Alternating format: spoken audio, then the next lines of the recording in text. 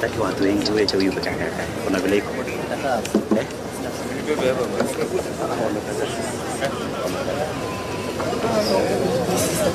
Yankari. The CS begin.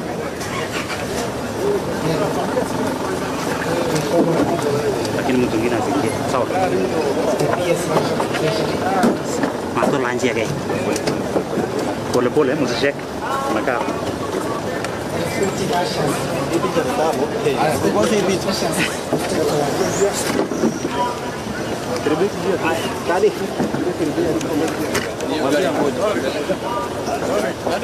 Wewe mtu mwingine asipande. Wewe boss.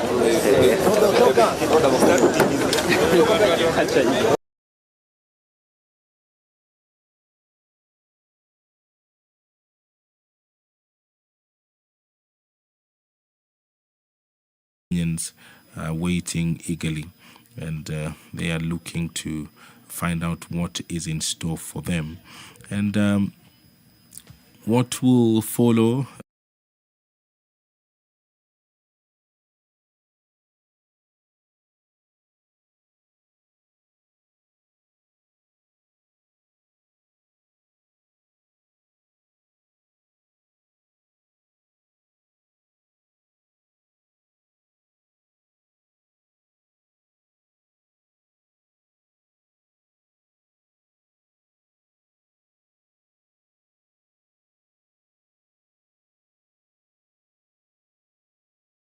That land, buildings, or rights over minerals each qualify separately as immovable property.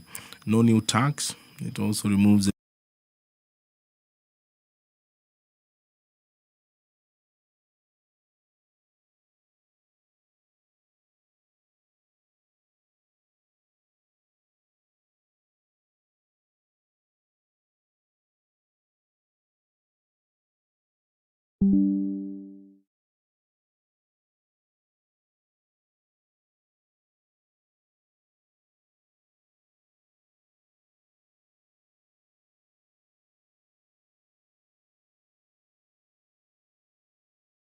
providers treated the same way, and software royalty loophole closed. This is also in the provision. This is under the income tax, that not a new tax on consumers. It targets income earned in Kenya by developers. That is the software royalty loophole, which has been closed. And clause 2 and 17 of the finance bill, it touches on betting and gaming. 20% withholding on winnings. Withholding tax on winnings is reinstated at 20%. The definition of quote-unquote withdrawals now covers land-based casinos and manual betting, not just online platforms. The import of this is that it levels the playing field between online and physical betting. And gratuity taxation exemption conditions clarified. The gratuity is exempt from income tax only where the employment contract ran for at least 3 years and the gratuity does not exceed 31% of the basic salary. It targets genuine long service rewards. No change for employees who qualify. Another clarification contained perhaps that Kenyans need to understand as far as the finance bill is concerned. The foreign landlords simplified tax framework. Non-residents earning Kenyan rental income must register and self-account for tax unless they use a local property agent. The 7.5% rental income tax rate for residents is unchanged. It affects foreign landlords only and closes an enforcement gap. This is under clause 4. Under clause 6, shipping tax, clearer payment rules. Withholding tax on shipping is removed. Instead, resident shipping agents must pay tax within 5 days of receiving payment or before the ship leaves port, whichever is earlier. No new tax here, simpler and more efficient collection. And also in the bill at clause 8, it talks about trust taxation, which has been simplified. Trust income is taxed once at trust level and not again when distributed to beneficiaries, replacing a complex and confusing dual taxation framework. No taxes, no new taxes here, and it eliminates risk of double taxation. Mr. Speaker! If you're just joining us, watching live pictures from the National Assembly chambers, a big day in the calendar of Parliament where the Treasury Cabinet Secretary is expected to read the budget before the National Assembly this afternoon. Here is the Speaker of the National Assembly, Honorable Moses Masika Wetangula, walking into the chambers to oversee the business of the National Assembly this afternoon. My name is Edward Kabasa. I now hand you over for this live broadcast of the National Assembly proceedings.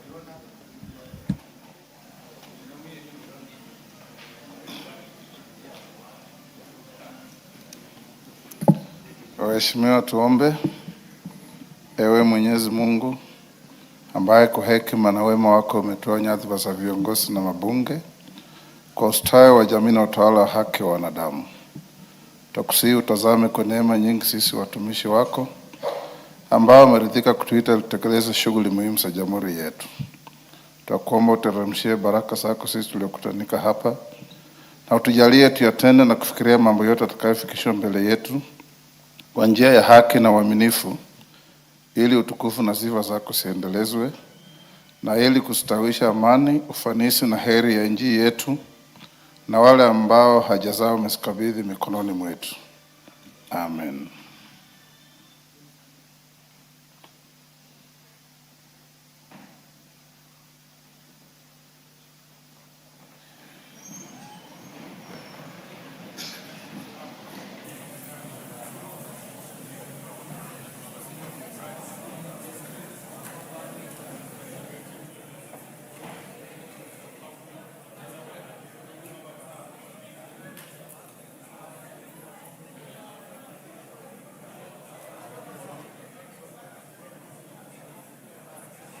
We have quorum.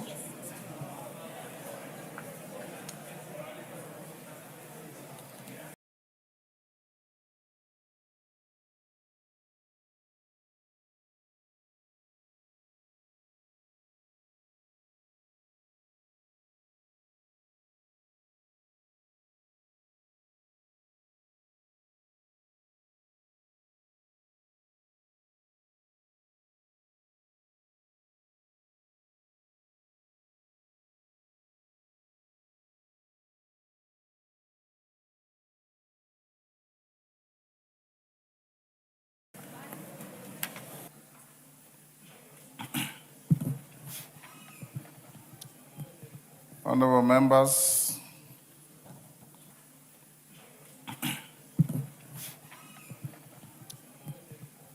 members,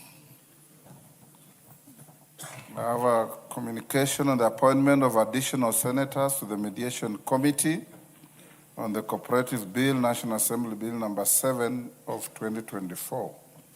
Honorable members, you recall that on Tuesday, 9th June 2026, I notified the House of the appointment of 5 senators to the Mediation Committee on the Cooperative Bill, National Assembly Bill number 7 of 2024. I wish to inform the House of the appointment of 4 additional senators to the said Mediation Committee. They are Senator Daniel Kitonga Manzo MP, Senator Professor Margaret Jepkoech Kamar EJH MP, Senator Hamida Ali Kibwana MP, and Senator Betty Batuli Montet MP. Honorable members, the appointment of the additional senators brings the Senate representation in the said Mediation Committee to parity with that of the National Assembly appointed on 22nd April 2026. The committee is now fully constituted in terms of Article 113 of the Constitution and may commence the mediation process on the bill in earnest. The House is accordingly informed. Thank you.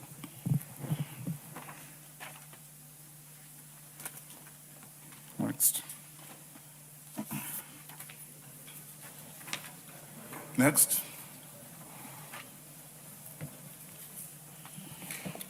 Order number 3, messages. Order number 4, petitions.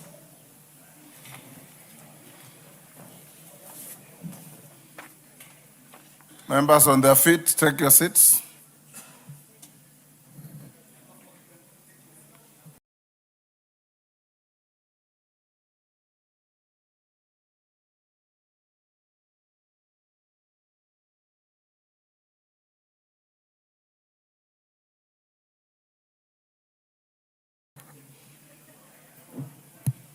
Further, Standing Order 2252B requires the Standing Order 2252B requires the Speaker to report to the House any petition other than those presented by a member.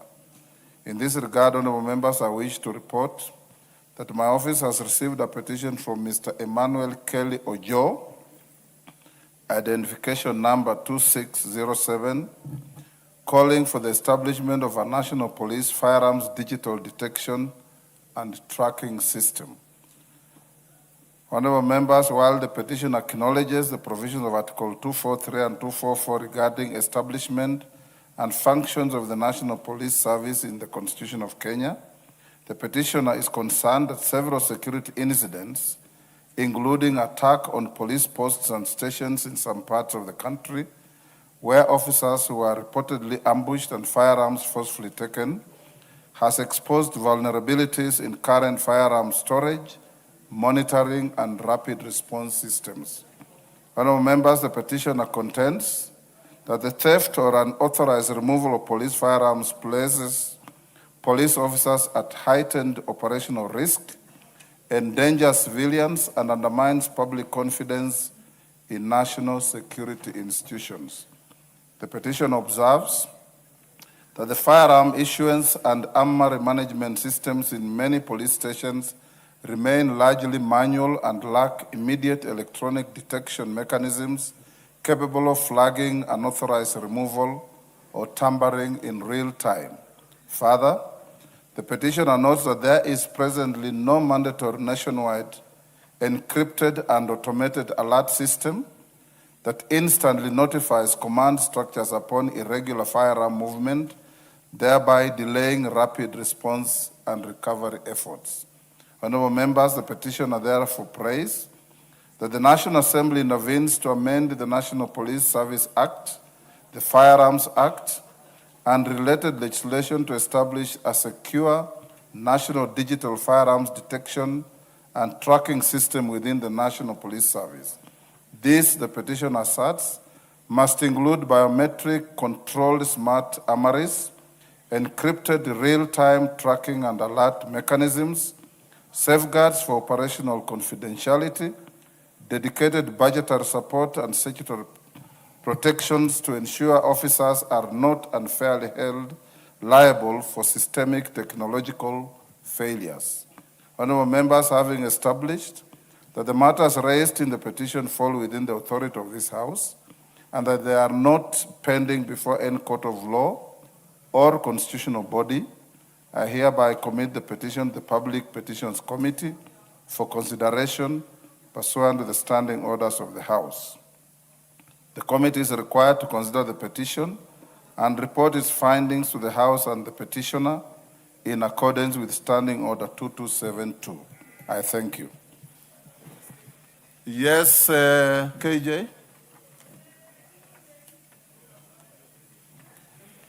I thank you, Mr. Speaker, because our standing orders do allow for comments to petitions. And Mr. Speaker, what has been brought forward, though it goes to the petition committee, it also does involve the committee led by Honorable Tongoyo, and it also speaks to some issues in the committee for communication.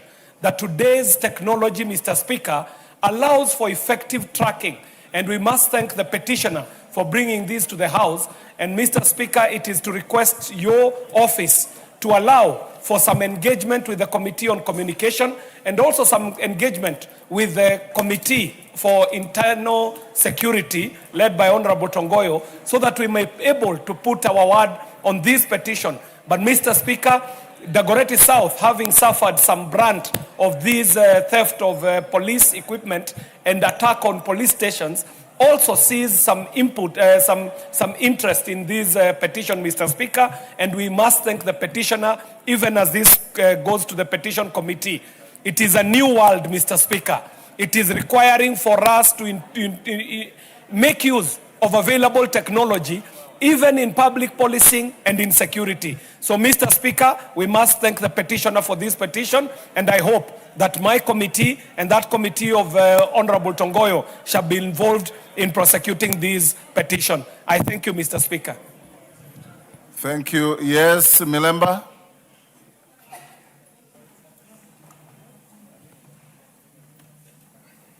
Thank you, Honorable Speaker. That petition will grow that space of security, especially the issue of firearm movement.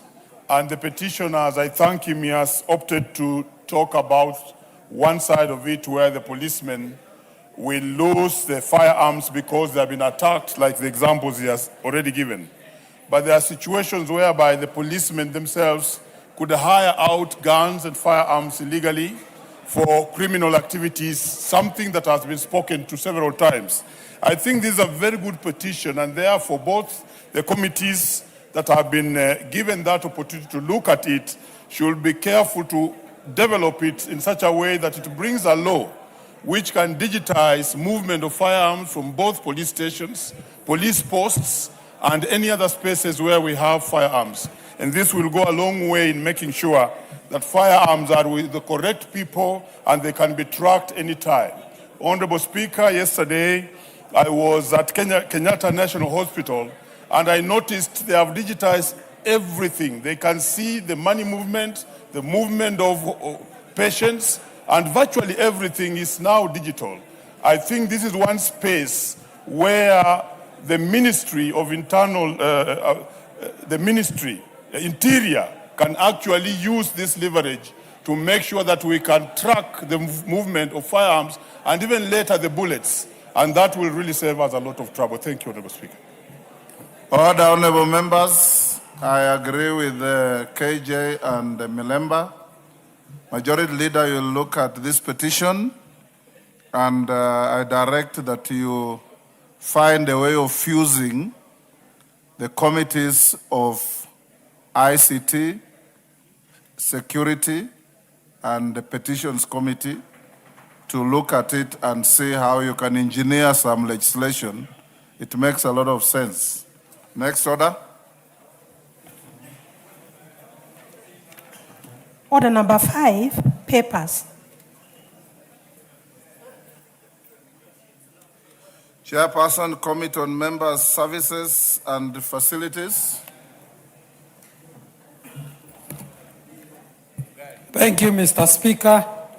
Honorable Speaker, I beg you to read the following paper on the table of the House today, Thursday, 11th June 2026. Report of the Committee on Member Services and Facilities on its inspection visits to constituency offices in Nakuru County. Thank you. Next. Order number 6, notices of motion. Washira Karani. Washira Karani. Chair, Committee on Member Services. Correct. Honorable Speaker, I beg to give notice of the following motion, that this House adopts the report of Committee on Member Services and Facilities on inspection visits in constituency offices in Nakuru County, laid on the table of the House on Thursday, 11th June 2026. Thank you. Next.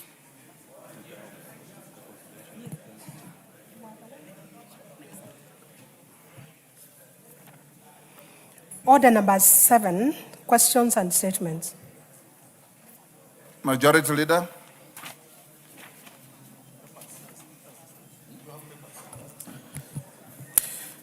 Thank you, Honorable Speaker. The usual Thursday statement on behalf of the House Business Committee, pursuant to the provisions of Standing Order 44.2a, I rise to present the following statement. Honorable Speaker, the House Business Committee met on Tuesday, 9th June 2026 to prioritize business for consideration during the week and the business coming before the House in the following week.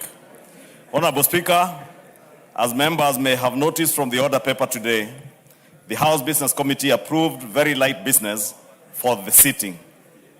This is intended to allow the Cabinet Secretary for the National Treasury and Economic Planning, Honorable FCPA, National Treasury, John Mbadi, and Economic Planning, Honorable FCPA, John Mbadi, EGH, to make a public pronouncement of the budget highlights and revenue-raising measures for the national government for the financial year 2026-2027, commencing at 3 p.m.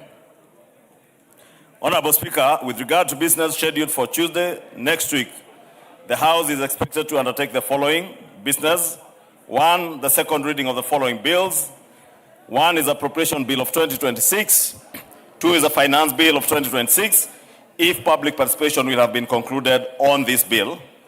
3 is a sovereign wealth fund bill of 2026.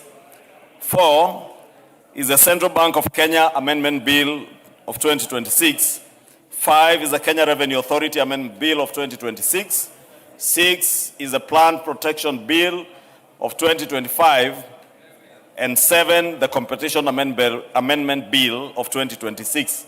And just to remind the Chair Finance and the Chair Agriculture that we are still waiting for them to table the reports of those two bills. That's the Plant Protection Bill from the Chair Agriculture and the Competition Amendment Bill from the Chair Finance.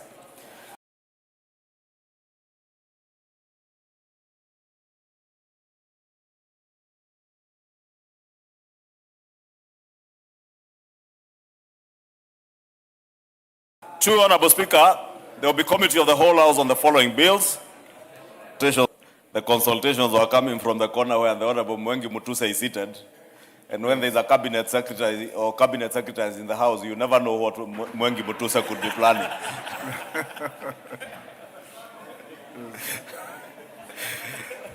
Honorable Speaker, I was on the committee of the whole House on the following bills.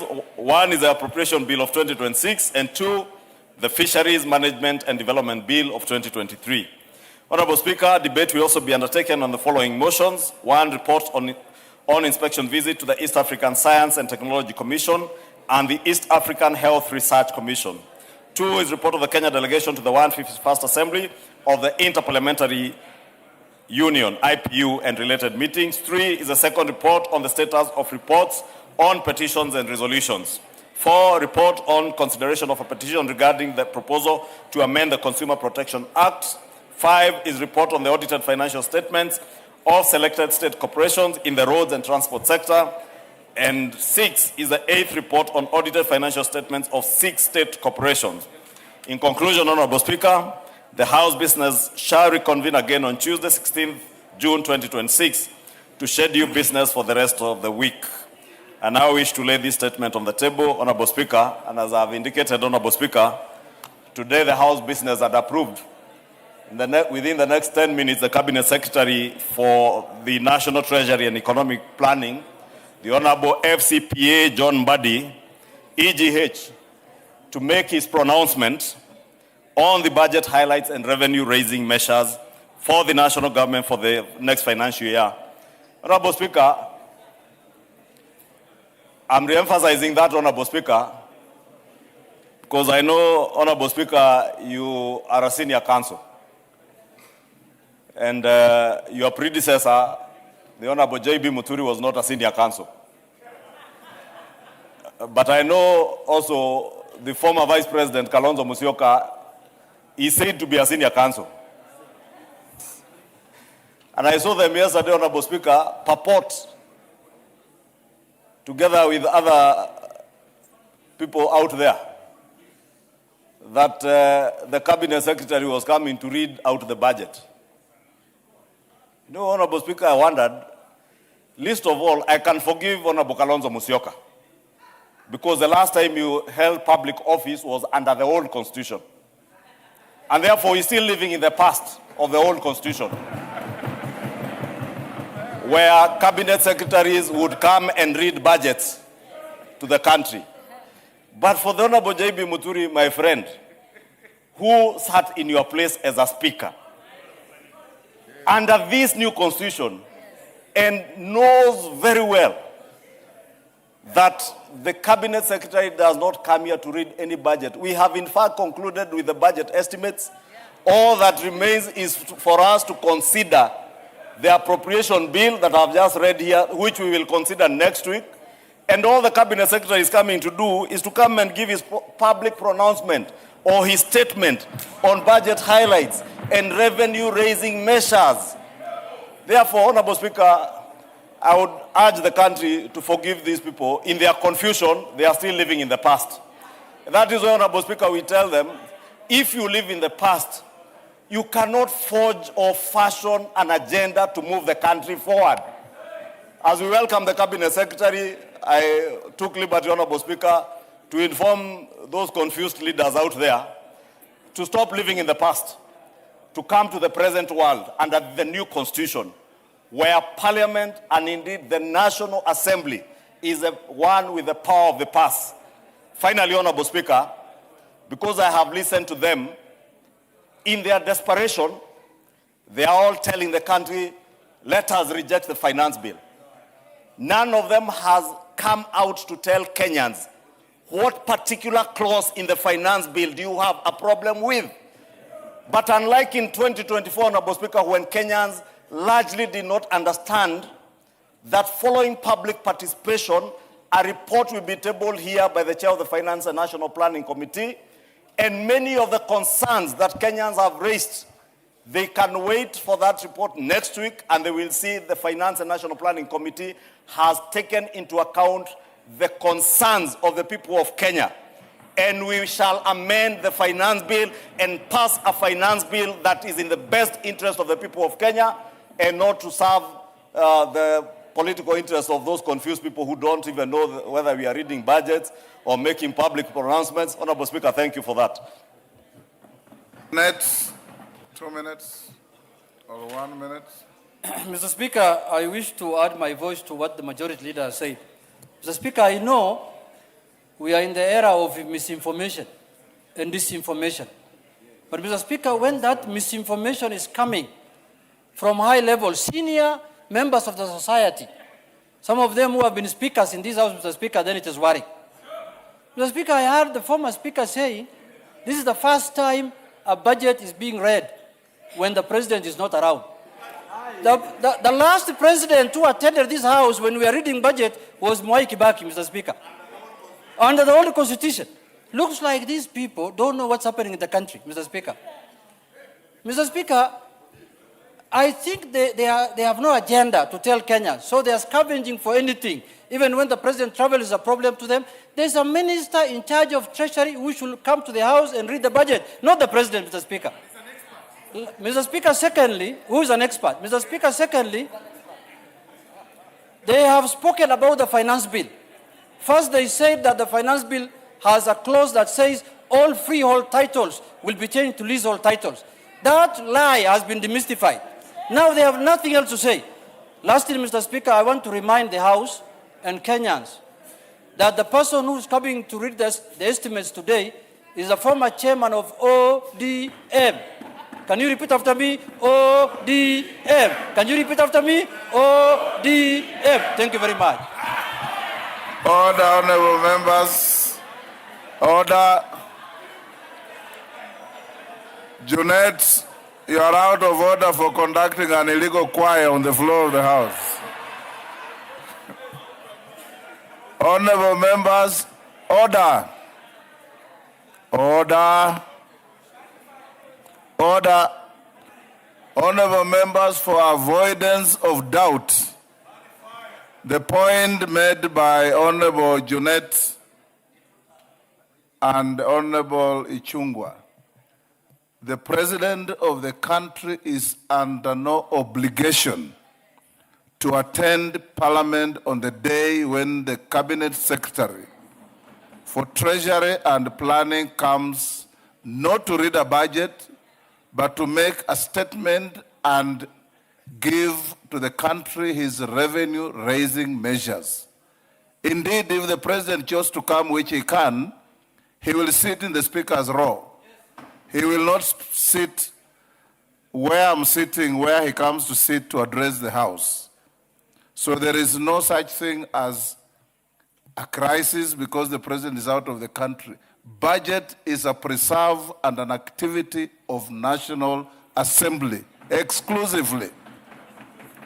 Exclusively. Next order.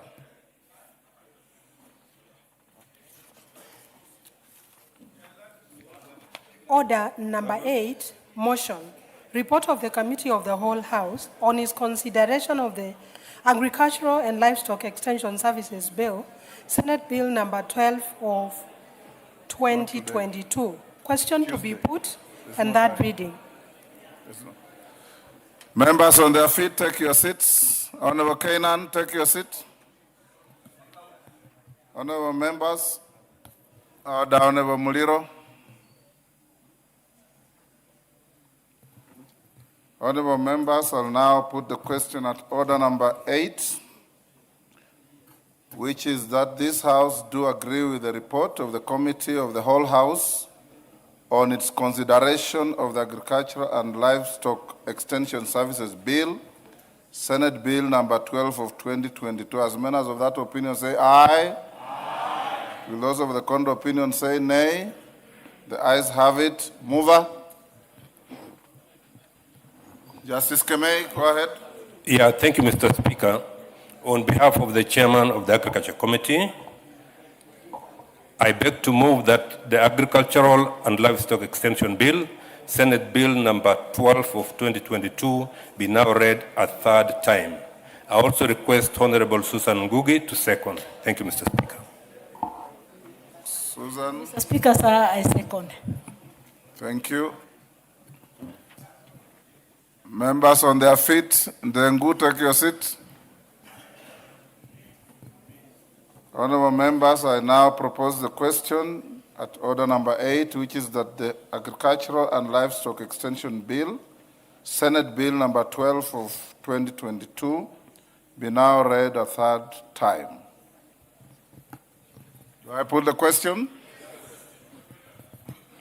Honorable members, I now put the question at order number 8, which is that the Agricultural and Livestock Extension Bill, Senate Bill number 12 of 2022, be now read a third time. As members of that opinion say aye. Aye. Will those of the contrary opinion say nay?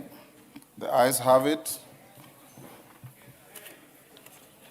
A bill for an act of parliament to provide for agricultural and livestock extension services, establish the agricultural and extension service, and for connected purposes.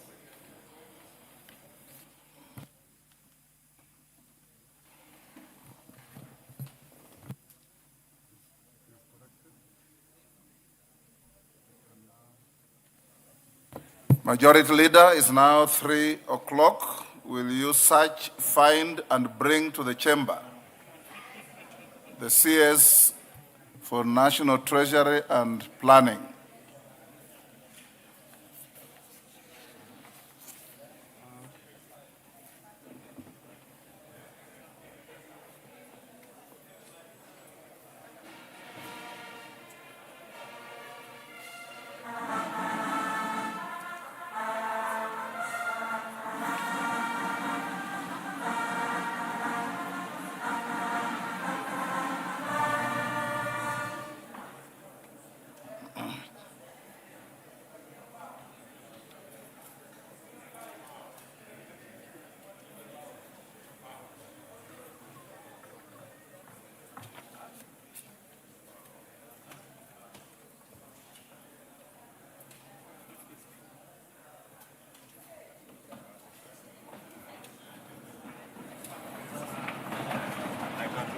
Yes.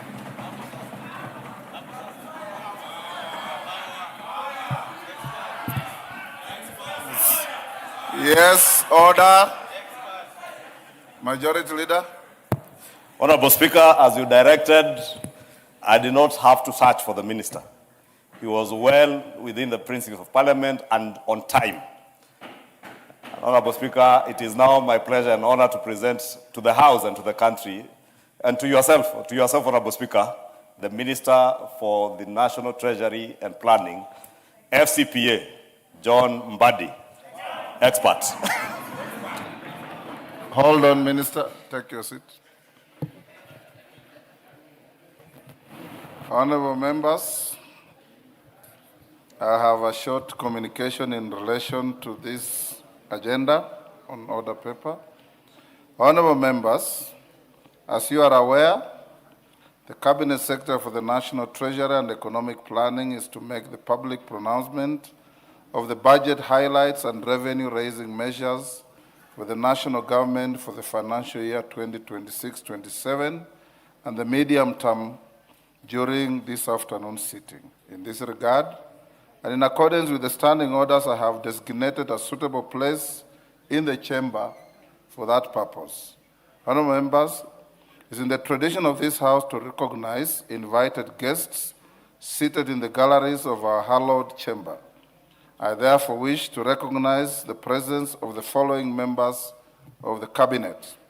Honorable Kipchumba Murkomen, EGH, Cabinet Secretary for Interior and National Administration. Honorable Geoffrey Ruku, Cabinet Secretary for Public Service, Human Capital Development and Special Programs. Honorable Soipan Tuya, EGH, Cabinet Secretary for Defense. Honorable Alice Wahome, EGH, Cabinet Secretary for Lands, Public Works, Housing and Urban Development. Honorable Aden Duale, EGH, Cabinet Secretary for Health and Majority Leader Emeritus of this House. Honorable Julius Migos Ogamba, EPS, Cabinet Secretary for Education. Honorable Mutai Kagwe, EGH, Cabinet Secretary for Agriculture, Livestock Development, a former colleague of mine in the Senate and my yearmate at the University of Nairobi. The Honorable Salim Mvuria, EGH, Cabinet Secretary for Youth Affairs and Sports. The Honorable Opio Wandai, EGH, Cabinet Secretary for Energy and Petroleum and Minority Leader Emeritus of this House.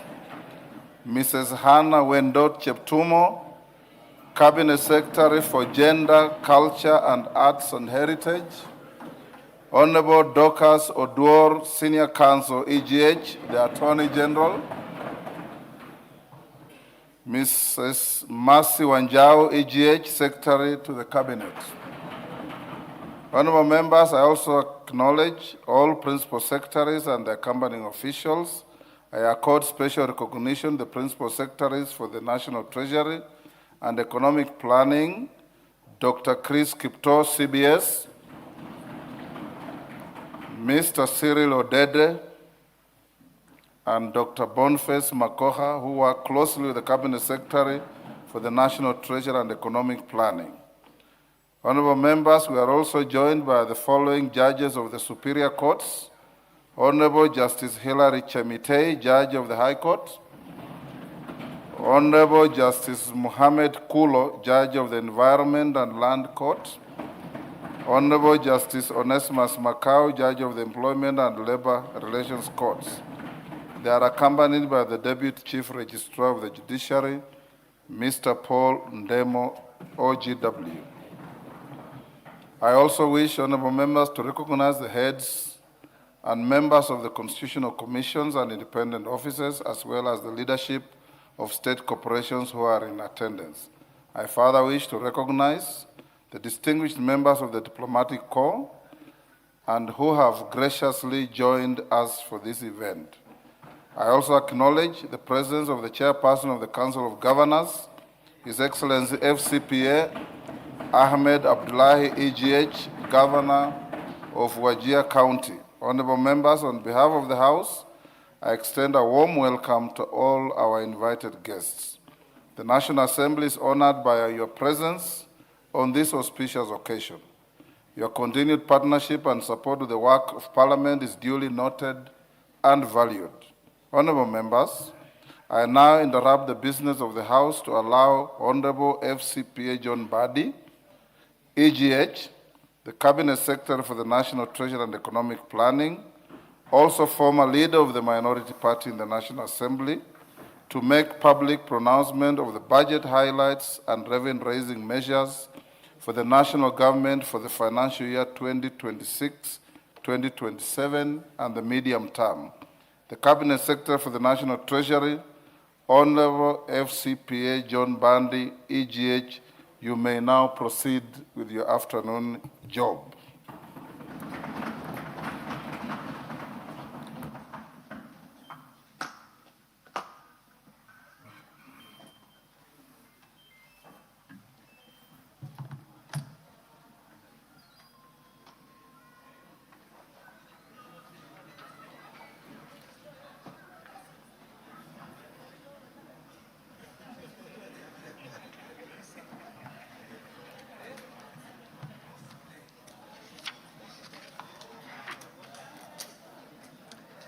Thank you very much, Mr. Speaker and honorable members of the 13th Parliament of the Republic of Kenya. Mr. Speaker, it is my honor and privilege to present to this august House and to the people of Kenya the budget statement for the financial year 2026-2027. I make this statement in fulfillment of the requirements of Section 40 of the Public Finance Management Act, Cap 412A, and Standing Order number 241 of the National Assembly. Mr. Speaker and honorable members, this is the first budget since the passing of the late Right Honorable His Excellency Raila Amolo Odinga, who is fondly remembered as a patriot and national hero, and who steadfastly championed economic justice, democracy, and equal opportunity for all Kenyans. His legacy continues to inspire and guide us as we transform Kenya into a newly industrialized and middle-income economy. In honor of his immense contribution to our country, I would politely request and invite members of this esteemed House to observe a moment of silence, which will take 1 minute. Members be upstanding, guests in the galleries be upstanding.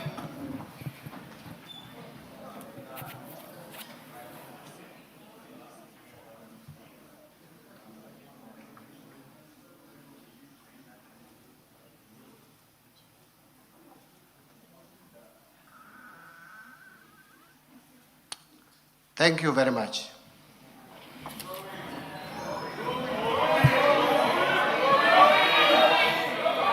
Mr. Speaker, the Right Honorable Raila Amolo Odinga was a key partner to His Excellency the President, Dr. William Samoei Ruto, in the broad-based arrangement. Mr. Speaker, this budget captures the ideals of the two great leaders, especially on the aspiration to transform our economy from its current status to a more developed nation status, a path to Canaan through Singapore. The extensive public participation throughout the budget process presents a solid basis and foundation for what is clearly the people's budget. Mr. Speaker, public participation is a constitutional imperative. In compliance with this requirement, I personally led extensive public engagements with Kenyans from across the country in the last 1 year. This was meant to get their views and inputs to the budget that I am presenting today. For example, I met youth and business community, particularly boda operators, Juakali artisans, leadership of the Mitumba sector, and scrap metal dealers. I also engaged extensively with members of the Fourth Estate, and in the process, launched their Financial Journalists Association. Additionally, I traveled to various regions and conducted numerous regional dialogues. These include Kilifi in December 2025 for the Coastal Region Dialogue, Migori in Nyanza, Kakamega in Western, and Eldoret and Nakuru in Rift Valley regions in the month of January 2026. Mr. Speaker, in February 2026, I traveled to Kiambu and Meru counties, while in May 2026, I met the youth and the business community from Kajiado and Nairobi regions. The month of May and June 2026 have been very intense in terms of engagement. Mr. Speaker, besides these regional dialogues, I joined Bunge la Mwananchi community at Jivanji Gardens, Nairobi, and Gumzo la Uchumi Mashinani in Busia County for conversation with faith-based organizations in May 2026. I have also, on numerous occasions, appeared in a number of television stations expounding on what we are doing and what we intend to do as a government. Further, in the same month of May 2026, I returned to my alma mater, the University of Nairobi, where I had a dialogue with comrades at the Chandaria Auditorium. Mr. Speaker, in my engagements with Mwananchi, I walked into a couple of shops to directly engage with the mobile phone dealers on the proposed tax changes, that is the excise duty on mobile phones. Additionally, last Thursday, 4th of June 2026, I joined a panel of eminent professionals on the Citizen Digital X-Space in unpacking the Finance Bill 2026. The eminent professionals included FCPA Professor Elizabeth Kalunda, the chairperson of Institute of Certified Public Accountants of Kenya, Mr. Fred Kimodo, Deloitte Tax Policy Lead, Mr. Raymond Molenje, the Chief Executive Officer, Kenya Bankers Association, Mr. Tobias Alando, who is the Chief Executive Officer of Kenya Association of Manufacturers, and Mr. Kwame Owino, the Chief Executive Officer, Institute of Economic Affairs. A total of 15,847 Kenyans tuned in, while live listeners topped 14,249. Mr. Speaker, the message from Kenyans across the country, from our rural villages to our bustling towns and cities, the ordinary Mwananchi is clear and consistent in their messaging. They have genuine expectations from the government. Kenyans want an economy that works for them, an economy where the cost of living is manageable, where opportunities for employment and businesses are expanding, and where the benefits of economic growth are shared widely across society. Mr. Speaker, Wananchi want to see a government that listens to their concerns and responds with policies that promote opportunity, fairness, and prosperity. They want to see a government that protects their livelihoods, a government that supports farmers and small businesses, empowers the youth and women, and ensures that public resources are used prudently and transparently. Above all, the people of Kenya want assurance that their hard-earned taxes will translate into tangible improvements in their daily lives. Mr. Speaker, the main feedback from all these engagements was that the government should reduce the overall cost of living by lowering the tax burden on essential commodities, tame wastage of public resources, and decisively deal with corruption. Mr. Speaker, among the concerns and anxieties raised by Kenyans is the fear of potential outbreaks of infectious diseases, including Ebola, given the reported cases in some countries within the region. And so, Mr. Speaker, I wish to underscore that while Kenya is currently free of any confirmed Ebola virus disease, the government has activated the National Ebola Incident Management System to coordinate surveillance and response. Already, enhanced screening is taking place at all the points of entry, especially the airports and border points. The government has, in the meantime, trained over 1,000 health workers and put together a reserve team of 241 experts in epidemiology, laboratory services, and emergency response who remain on standby for rapid deployment. The government has also designated isolation and treatment facilities across the country, including at Kenyatta National Hospital and the National Police Service Hospital. The Ministry of Health is working closely with regional and international partners, including the World Health Organization, Africa CDC, IGAD, and the East African Community on this matter. Mr. Speaker, these efforts are further supported by our development partners. Already, the government of the United States of America has committed approximately US dollars 13.5 million towards health security interventions, including disease surveillance and emergency preparedness. In addition, the World Bank has mobilized resources under the Regional Recovery and Resilience Operation program, which will support, among others, interventions in strengthening the health systems. Mr. Speaker, these resources, complemented by domestic budgetary allocations, will significantly enhance Kenyans' capability and capacity to prevent, detect, and respond to Ebola and other epidemic-prone diseases while safeguarding livelihoods and maintaining economic stability. Mr. Speaker and honorable members, this demonstrates that this government is listening and responding to the concerns of citizens. On other concerns Kenyans raised with me during the public engagements I highlighted above, I will be elaborating on intervention that the government is putting in place to cushion Kenyans and improve their livelihoods. Mr. Speaker, the budget for financial year 2026-2027 will prioritize various interventions under the bottom-up economic transformation agenda that promote private sector-led growth, expand employment opportunities, and enhance delivery of public services while preserving fiscal sustainability and building resilience against emerging economic challenges. Mr. Speaker, this budget is being presented at a time of heightened global uncertainty arising from the ongoing conflict in the Middle East. The conflict has disrupted global commodity markets and supply chains, weakened investor confidence, and tightened financial conditions. These developments have heightened risks to growth and inflation, increased pressure on public finances, and created uncertainty in global markets. For a developing economy such as Kenya, the impact is being felt through higher pump prices following a steep increase in global oil prices from an average of $63.06 per barrel in February 2026 to $94.4 per barrel by end of May 2026. In addition, tighter financing conditions, weakening export demand, slower investment flow, and rising cost of living continue to exert pressure on economic activities. Yet, even in this environment, new opportunities are emerging. Countries that strengthen competitiveness, deepen regional integration, and build resilient productive capacity will be the ones that will thrive.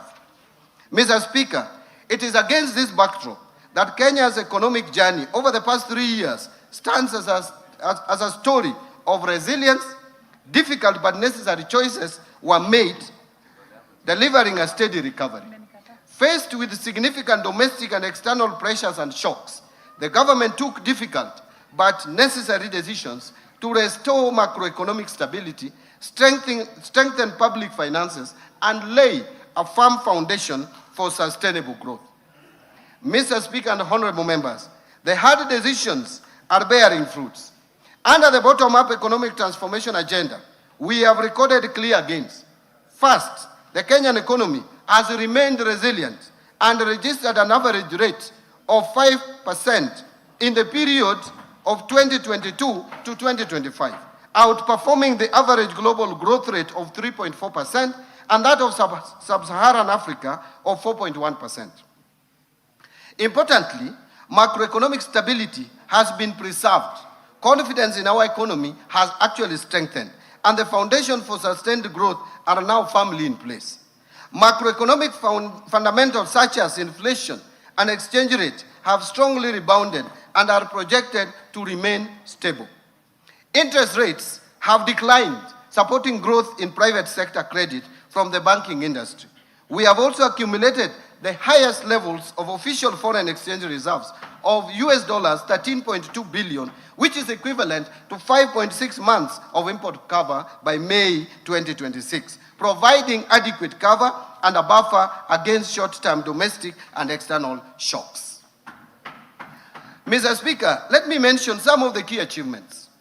Since the rollout of BETTER, or bottom-up economic transformation agenda, the agriculture sector has registered key gains that include the following: reduced fertilizer costs through government subsidy programs, increased marketed agricultural production, expanded food security interventions, and strengthened farmer support services targeting both smallholder and commercial farmers. Specifically, fertilizer disbursements under the fertilizer subsidy program have increased substantially to 21.3 million bags in 2025 from, listen to this, 1.4 million bags disbursed in 2022.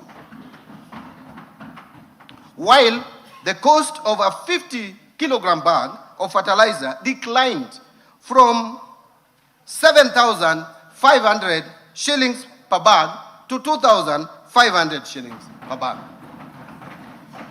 As a result of this, farmers realized estimated savings of approximately 105 billion shillings over a 2-year period, enabling increased investment in production.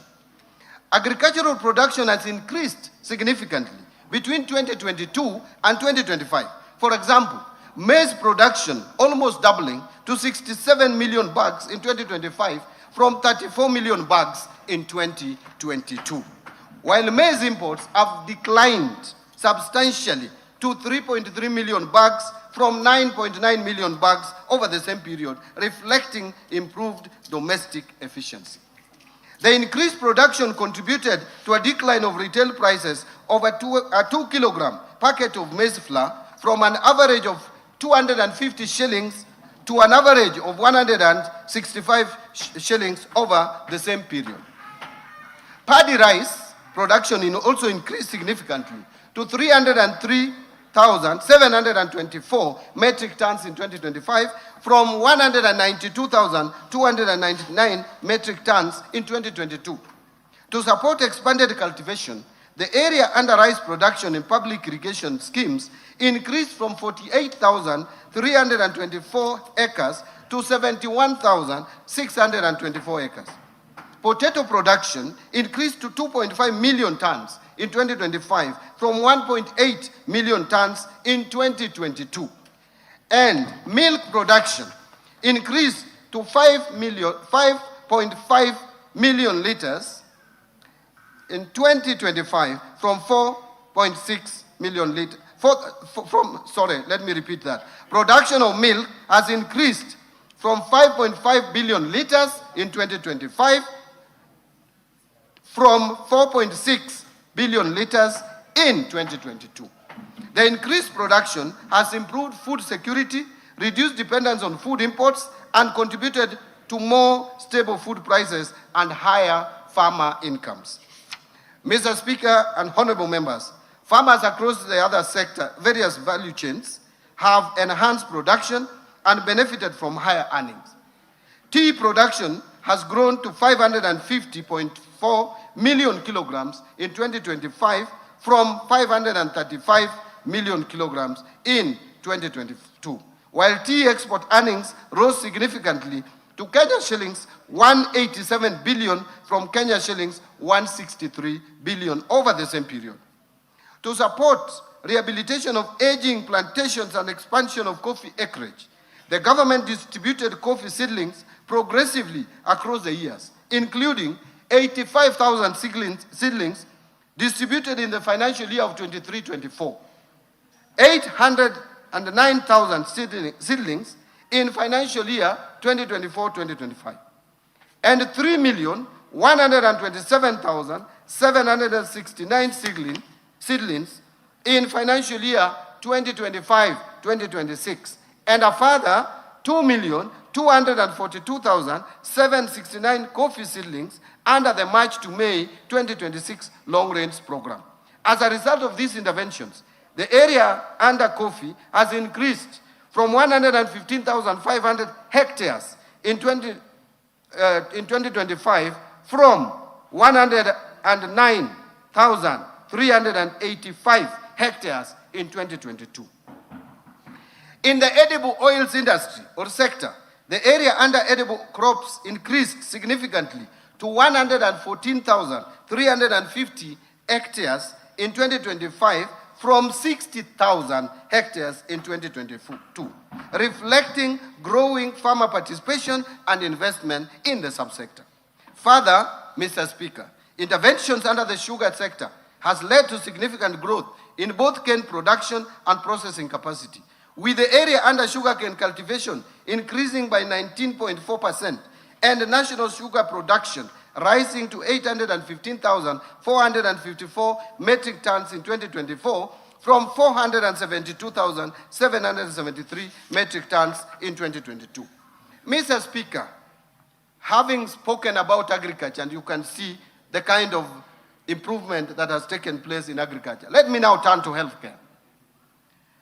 Access to healthcare has expanded substantially through far-reaching reforms aimed at strengthening primary healthcare, improving service delivery, and ensuring sustainable health financing. A total of 31.2 million Kenyans are now registered under the Social Health Authority, compared to about 8 million under the defunct National Hospital Insurance Fund, while 228 primary care networks have been established and operationalized.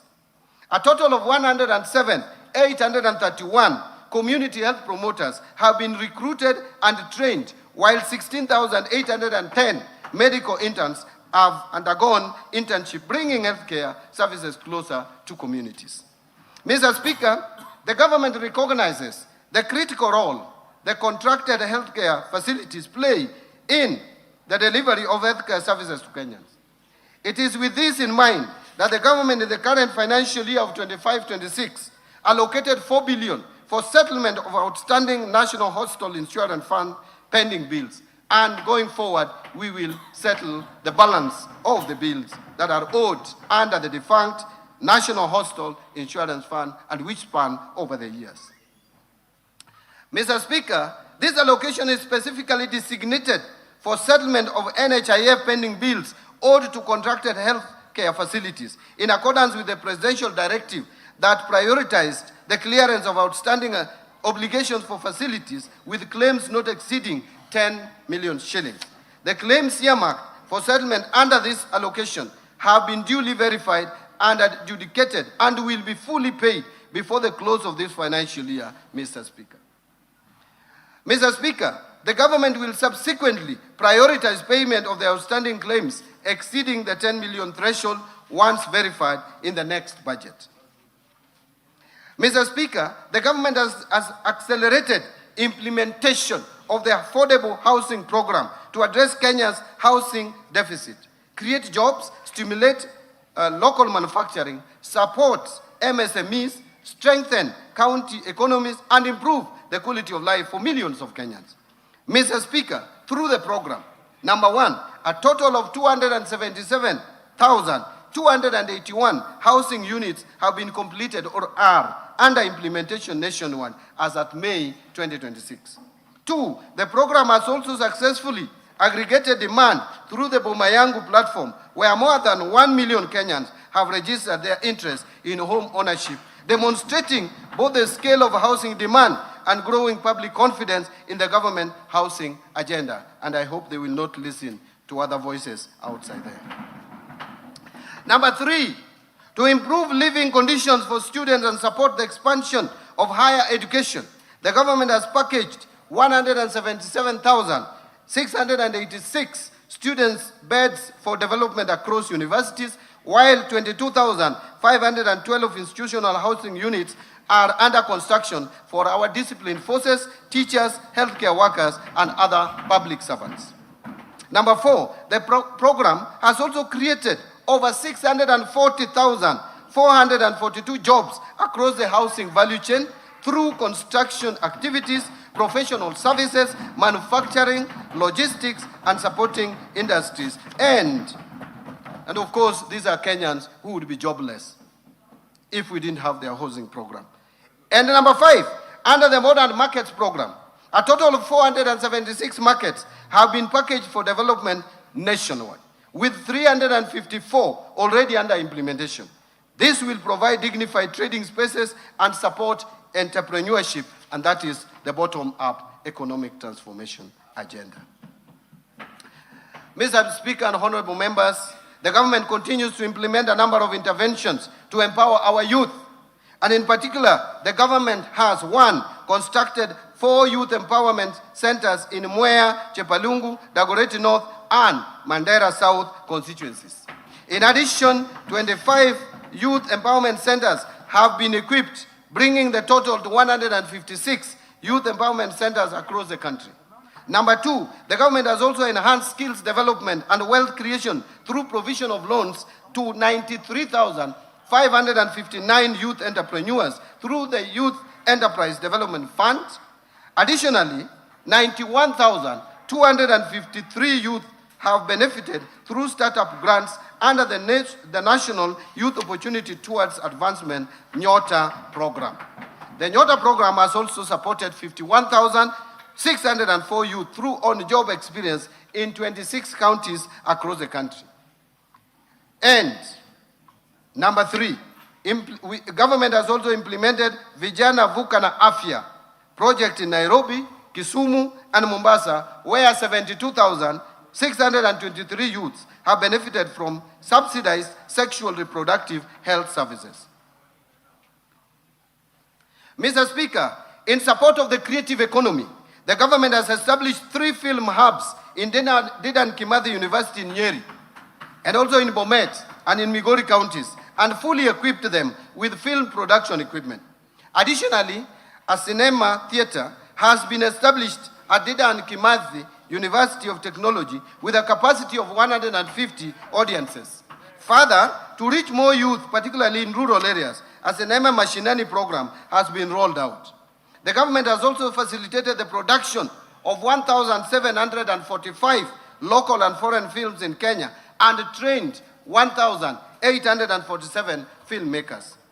Mr. Speaker, to further empower the youth, the government, in partnership with the United Nations Development Program, has developed the NextGen.ke initiative that will provide recently graduated youth with paid internship opportunities in the private sector, enabling them to acquire practical workplace experience and market-relevant skills. And I personally led the negotiation on this scope. To support this intervention, the government has committed an initial allocation of 2 billion towards its implementation. Mr. Speaker, given the scale of the youth employment challenge, the government further calls upon development partners, the private sector, philanthropic organizations, and other stakeholders to join this national effort, acknowledging that the task of creating opportunities for Kenya's youth extends beyond the capacity of government alone and requires a broad-based partnership for sustainable impact. Honorable members and Mr. Speaker and honorable members, to support MSMEs, the government has moved deliberately to put affordable credit, markets, and shared infrastructure directly into the hands of the enterprises and the young people at the base of the economy. To expand access to affordable credit, the government set up the Hustler Fund in 2022. Since then, the fund has actually disbursed 87 billion Kenya shillings to 28 million accounts and given 4.5 million people previously unscored or blacklisted Kenyans a formal credit history for the first time.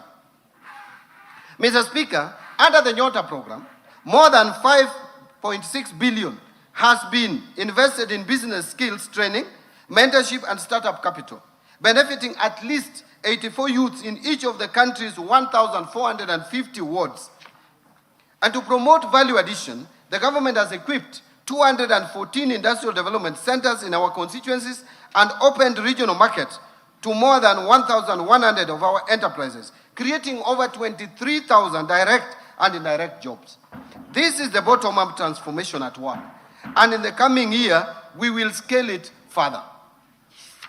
Mr. Speaker, the sustained investment by the government since 2022 has improved infrastructure development, thereby enhancing connectivity, boosting manufacturing, facilitating trade, and enhancing access to markets and essential services. Key achievements in this sector include the following. 1, expansion of road network across the country with over 2,669 kilometers of roads constructed and more than 132,000 kilometers maintained. Number 2, increase country's installed electricity generation capacity to 3,272 megawatts as at April 2026, with additional capacity expected from the 35 megawatts Globek power plant. To improve energy security and reliability, the government has modernized substations, strengthened the national grid, reduced system losses, and enhanced regional power interconnections. As a result, 73.45 kilometers of transmission lines and associated substations were constructed, while 200 kilometers of transmission lines were energized, including the Lesos, Kabarnet, Kitui Wote, and Sondu Homa Bay lines. In addition, 330 kilometers of distribution lines and 7 associated substations were also completed. Mr. Speaker, during the same period, access to electricity expanded significantly, with the number of customers connected rising from 8.9 million to over 10.2 million Kenyans. And number 3, industrialization is currently gaining momentum, with 10 county aggregation and industrial parks constructed over the last 3 years to support value addition and create employment opportunities across the counties. Mr. Speaker, we have also invested heavily in critical social sectors and supported the vulnerable in the society.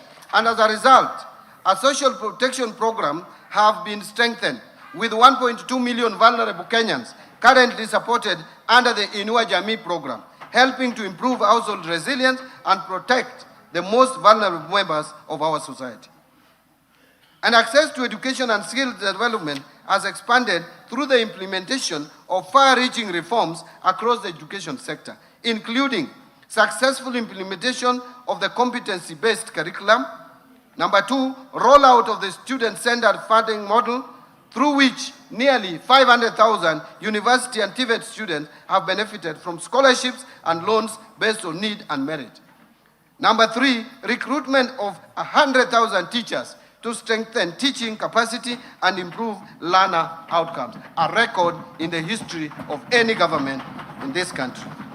Number 4, timely and consistent release, and I want to repeat, timely and consistent release of capitation funds to support learning in basic institutions. Number 5, construction of over 23,000 classrooms and commencement of 1,600 laboratories in partnership with the National Government Constituency Development Fund, which continues to do a good job and deliver services to this country. Revitalization of technical and vocational education and training, with enrollment increasing from 562,499 trainees in 2022 to currently 825,484 trainees in 2025. Mr. Speaker, access to clean and safe water has improved, with an additional 6 million Kenyans gaining access to water services through investment in key projects, thus enhancing public health and supporting economic activity. This comes as no surprise, considering that Kenya is a leader in designing innovative, paradigm-shifting, locally led climate action. Take the FLOCA program, for example. It has broken the barrier in financing locally prioritized and locally led resilience investments in 1,380 wards across 45 counties, benefiting more than 2.5 million beneficiaries. Mr. Speaker, key among the FLOCA gold standard investments are the 58-kilometer rehabilitation of the Colonial Yatta Canal in Machakos County, a reverse osmosis water treatment facility in Makueni, and the Kolanya water project in Busia County. As a matter of fact, Kenya is the leading beneficiary of the Green Climate Fund, with a total of 37 projects approved and with a portfolio of more than $1 billion, a remarkable achievement that led Kenya's identification as the host of Green Climate Finance Africa Region Office. Mr. Speaker, the government has made strides in the blue economy. Gains made under it includes fish landing sites. 5 coastal counties have modern landing sites under development. Mwape in Kwale, Kenya shillings 255 million. Kidongo in Mombasa, 175 million shillings. Kilifi Central, 275 million. Kipini in Tana River, 151 million. Mokowe in Lamu, 239 million. Each of the sites includes ice and cold storage facilities, boat docking areas, processing points, ablution blocks, market stalls, and waste management system, supporting fish preservation, trade, and employment. These projects are scheduled for completion by June 2026.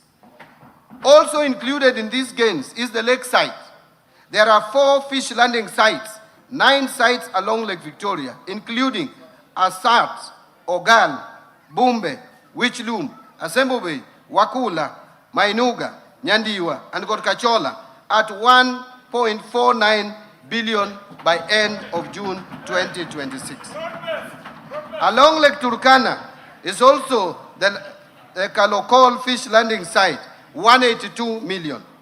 Contractor on site includes docking facilities, cold storage and ice plants, fish processing areas, and market support infrastructure. There is also Lower Engak Fish Market, 185 million. Contractor on site features cold storage, hygienic market stalls, and processing facilities to support fishers and traders. This is the inclusion that we need in this country. Mr. Speaker, the arid and semi-arid lands in the northern Kenya region has historically been marginalized. And to drive inclusion and transform the region, the government is implementing various interventions targeting infrastructure development and social inclusion programs. These include construction of a 750-kilometer northern Kenya gateway corridor that connects 3 expansive counties of Isiolo, Wajir, and Mandera to boost regional connectivity and trade. Under this, there are various ongoing roads that government is implementing with the support of development partners. Mr. Speaker, the government is also implementing various water interventions in the region through drilling and equipping of boreholes, construction of dams and water pans, and expansion of bulk water supply systems. Further, key interventions in the education sector include recruitment of 5,000 teachers in the hard-to-reach areas, integration of alternative learning systems like Duksi or Islamic religious schools and madrasa into formal education framework, construction of low-cost boarding facilities and dormitories in this region, provision of scholarships to protect vulnerable students from dropping out, and implementation of TVETs to equip pastoralist youth with hands-on skills. Finally, Mr. Speaker, devolution has been strengthened through the consistent and timely disbursement of resources to county governments, ensuring continuity in service delivery and implementation of county development programs. Since 2022, funding to county governments has steadily increased, with equitable share to counties increasing from 370 billion shillings in financial year 2022-23 budget to 428 billion Kenya shillings in the financial year 2026-27 budget. Total county allocations that include shareable revenue and additional allocations from the national government allocations, as well as donor proceeds, has therefore increased from 392 billion to 502 billion over the same period. This reflects government's unwavering commitment to safeguarding and strengthening devolution as a key pillar of inclusive national development. Mr. Speaker, while we take pride in these achievements, we cannot afford complacency. Global uncertainty persists, high cost of living continues to affect many households, youth unemployment persists, and climate-related shocks continue to affect livelihoods and production. Mr. Speaker, our task is therefore clear: to solve the many problems facing Kenyans by sustaining targeted interventions and better in order to accelerate job creation for our youth, grow investment and trade, and deepen economic resilience. Accordingly, Mr. Speaker, we chose the theme of the financial year 2026-27 budget as sustaining the bottom-up economic transformation agenda for resilient and inclusive growth amid global uncertainty. This theme aligns with the current challenges and priorities of the government. And Mr. Speaker, as we move forward in implementing the government's transformation agenda, we remain mindful of all the concerns raised by Kenyans on the prevailing fiscal environment and the need for continued prudence in the management of public resources. The current fiscal position that is characterized by narrowing fiscal space calls for careful prioritization and disciplined execution of government programs. Mr. Speaker, let me speak plainly about the fiscal reality we face. Kenya's infrastructure financing deficit stands at approximately $5 billion every year. That's about 650 billion Kenya shillings. Our development budget while growing, cannot close that gap alone. The era of financing every road, every power line, and every dam through government borrowing and taxation is over. Not because we lack ambitions, but because we have learned from the consequences of that model. Debt finance infrastructure has left us with more debt service obligations that crowd out the very spending our people need most on health, education, and social protection. So, Mr. Speaker, we are going to build better.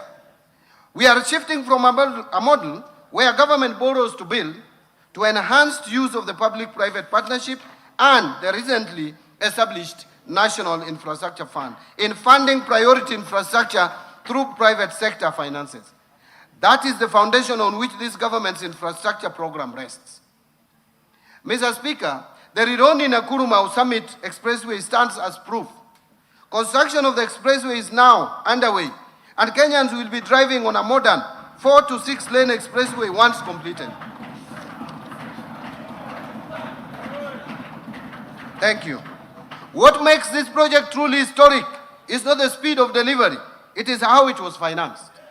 Through the participation of the National Social Security Fund, both as a debt and equity investor, alongside international investors, a major national highway is being built with Kenyan capital by Kenyan workers and for the Kenyan people.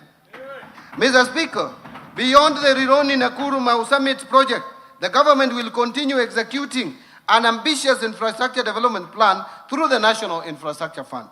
The fund will leverage on resources from privatization proceeds from mature national assets to attract private capital, domestic pension funds, and climate finance.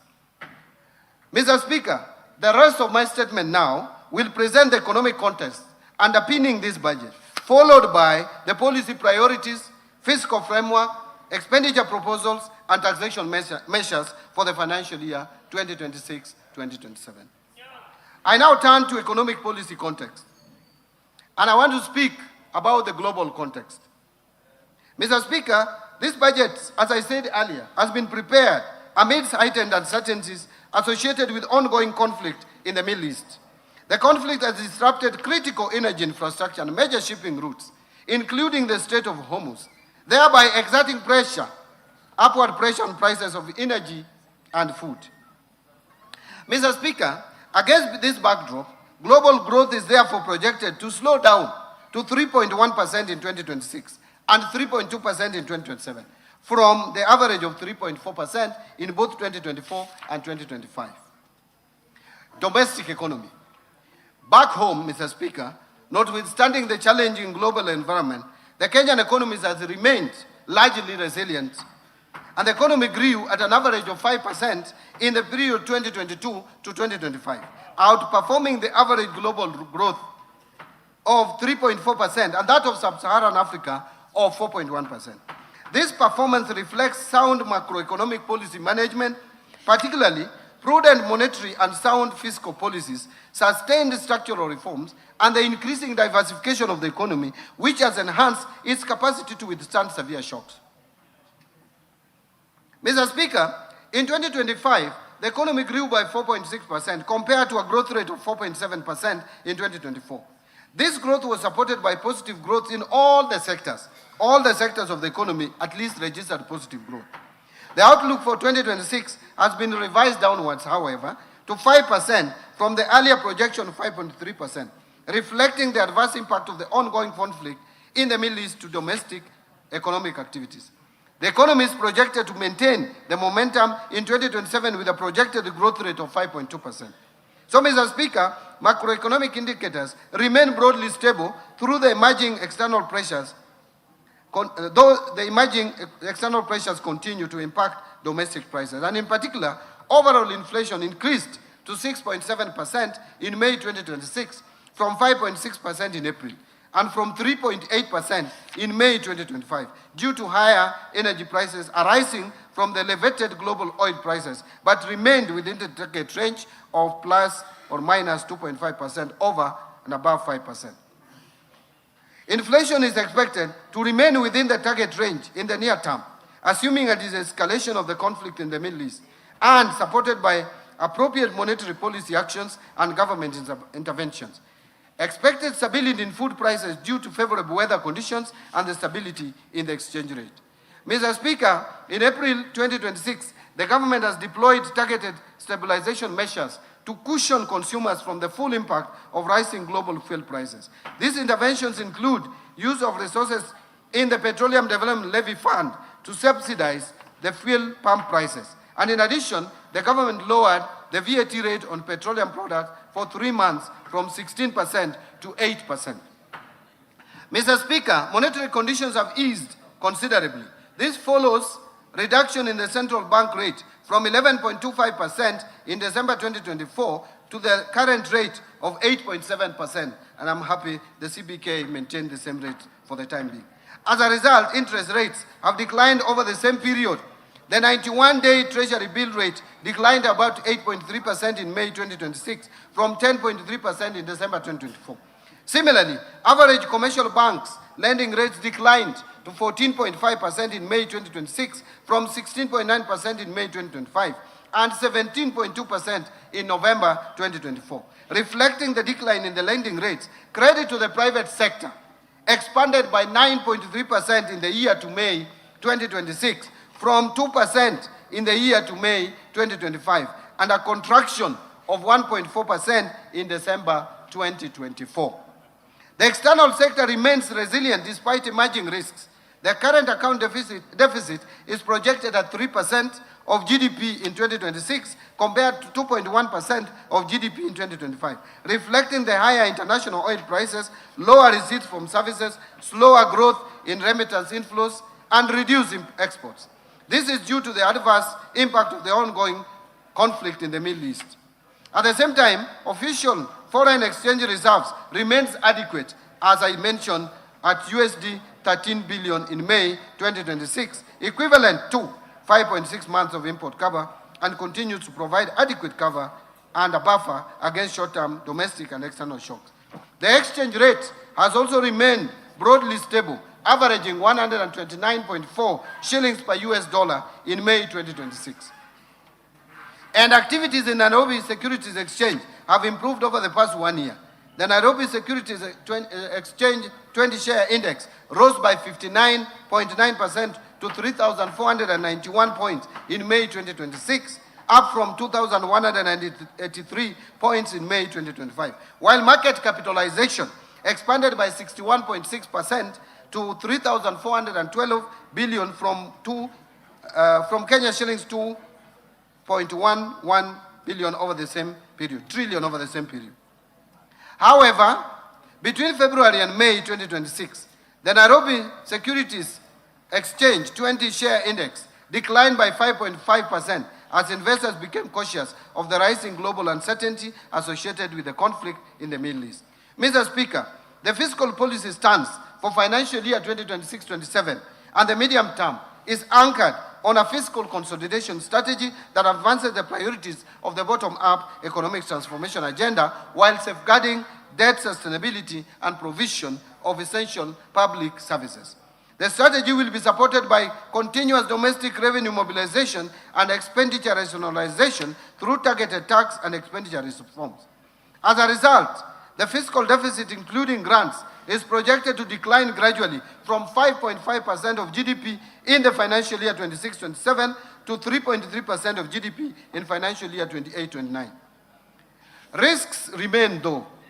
Domestically, climate-related shocks could disrupt agricultural production and infrastructure, while externally, geopolitical tensions, commodity price volatility, weaker global growth, and tighter financial conditions continue to adversely affect inflation, exports, and capital flows.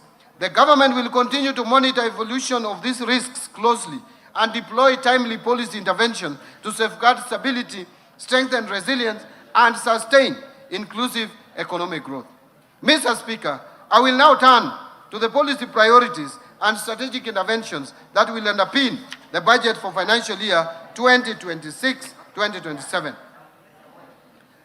Policy priorities and structural reforms. It will be anchored on bottom-up economic transformation agenda. Mr. Speaker, the economic context I have outlined is a clear reminder that we are operating in a period that demands resolve, discipline, and decisive actions. The convergence of global shocks and domestic pressures calls not only for incremental adjustments, but for bold and well-coordinated policy responses. In this regard, the government has taken and will continue to take firm and where necessary, decisive actions to consolidate recent gains, safeguard macroeconomic stability, protect livelihoods, and strengthen economic transformation. Mr. Speaker, our focus is not only on navigating the immediate challenges, but also on accelerating structural transformation, creating jobs at scale, and ensuring that the benefits of growth are broadly shared among all Kenyans. Mr. Speaker, these interventions are being implemented within a coherent and forward-looking framework anchored on the bottom-up economic transformation agenda. Better remains the government's principal vehicle for translating policy into tangible outcomes, and at the household level by aligning investments, reforms, and institutions around the goal of inclusive growth and shared prosperity. Through the bottom-up economic transformation agenda, 5 core priority pillars, the government is scaling targeted interventions that address binding constraints to productivity, expand economic opportunities, and strengthen resilience across sectors. These priority pillars are deliberately structured to reinforce one another, ensuring that progress in one area catalyzes gains across the broader economy. Mr. Speaker, the government also continues to implement complementary cross-cutting policy interventions to sustain economic resilience, accelerate inclusive growth, and improve business environment. This will create a seamless transition to the next frontier of economic transformation.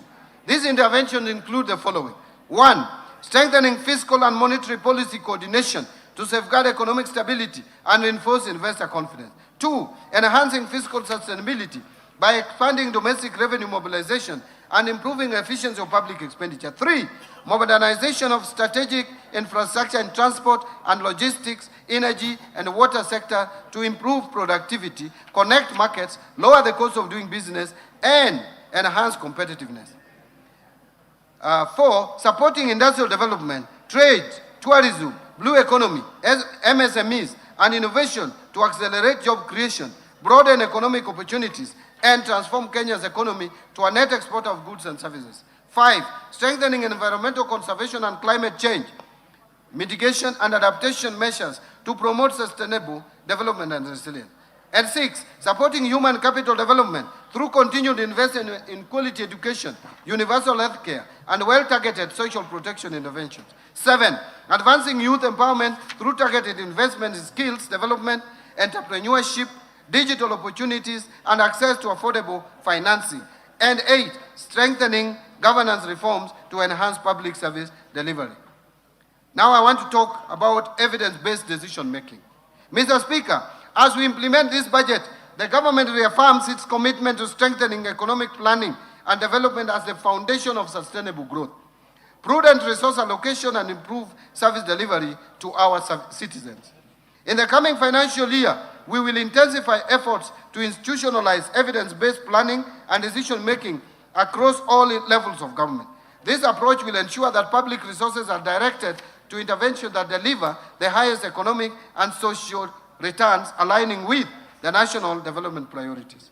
To achieve this, the government will accelerate the finalization and implementation of a comprehensive economic planning policy and an economic planning bill. These 2 instruments will create a coherent, transparent mechanism for identifying, prioritizing, and sequencing government policies, programs, and projects based on rigorous economic analysis, affordability, and measurable impact. Mr. Speaker, we will also continue to invest in national statistical system, policy research, data analytics, and monitoring and evaluation to provide timely, reliable evidence for decision-making. Integrated planning and data management system will be rolled out to improve coordination among ministries, departments, agencies, and even county governments. Mr. Speaker, through these measures, we will foster a culture of evidence-based policy making, strengthen public accountability, and ensure that every shilling spent delivers maximum value to the people of Kenya. On the policy and legal and institutional reforms front, Mr. Speaker, to strengthen economic stability, the government continues to roll out targeted structural, institutional, and regulatory reforms to improve the business environment, boost public services efficiency, and reinforce accountability in public finances. In building resilience against climate change, Mr. Speaker, the government has continued to make concerted efforts to strengthen disaster risk management. The recently enacted National Disaster Risk Management Bill, which is now an act of parliament, and I thank this National Assembly, provides a legal framework for coordination of disaster risk management activities across the 2 levels of government, supporting prompt responses when disasters occur. Mr. Speaker, to further strengthen the country's preparedness and response to climate-related risks, the National Treasury is spearheading the development of a new disaster risk financing strategy for the period 2026-2030, since the earlier strategy for the year 2018-2022 came to an end. Mr. Speaker, and in response to changes in climate, the government will continue to implement the Financing Locally Led Climate Action Program, a transformative initiative that has unlocked green investments at the county level, empowering local communities to adapt to impacts of climate change. Mr. Speaker, to finance large-scale climate and environmental projects, the government will establish the Kenya Green Investment Facility in line with the Kenya's commitments under the nationally determined contributions to the Paris Agreement. To further scale green financing, the government is finalizing the framework for issuance of sustainability-linked bonds with targets in forestry and rural electrification expansion. Mr. Speaker, Kenya secured the hosting rights for the Green Climate Fund Regional Office for East and Southern Africa in Nairobi, reinforcing the country's position as a regional green finance hub. Further, the National Treasury is at an advanced stage of accreditation as a direct access entity to the Green Climate Fund, enabling the country increase public sector-driven climate investments and opportunities. Mr. Speaker, the government will host the African Green Investment Forum in October 2026. And this forum will serve as a flagship continental initiative designed to mobilize substantial green finance, accelerate sustainable investments, and advance Africa's leadership in this domain.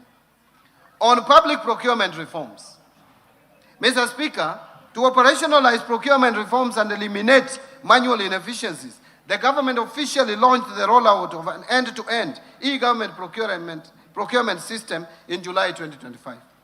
The system has now shifted procurement processes from fragmented and manual processes to a fully digitized procurement platform. The platform has been integrated with core government systems, including IFMIS, Business Registration Services, and ITAX, with initial onboarding prioritizing national government ministries, departments and agencies. State corporations and county governments will then follow. Significant progress has been made, and to date, 1,543 procuring entities have been registered, over 40,000 suppliers registered, over 22,000 staff trained, over 12,000 suppliers or contractors have also been trained. 652 annual procurement plans have been published and over 8,000 tenders published. Mr. Speaker, going forward, the next steps will include full rollout of the system to all schools and other procuring entities that are yet to onboard to the EGP system. Continuous user training and change management to improve adoption and system utilization will be conducted. Further, Mr. Speaker, beginning July 1st, 2026, there will be no exemption. There will be no exemption to procure outside the system. Together, these measures will ensure that every shilling allocated through this budget delivers maximum value to Kenyans. Mr. Speaker, during the implementation of the EGP system, we have experienced challenges which have hindered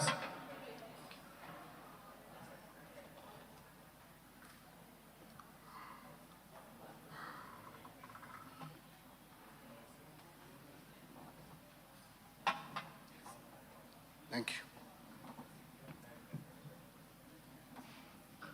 you. Mr. Speaker, during the implementation of EGP system, we have experienced challenges which have hindered the seamless implementation of the system. Some of these challenges include resistance from users and litigation in the courts.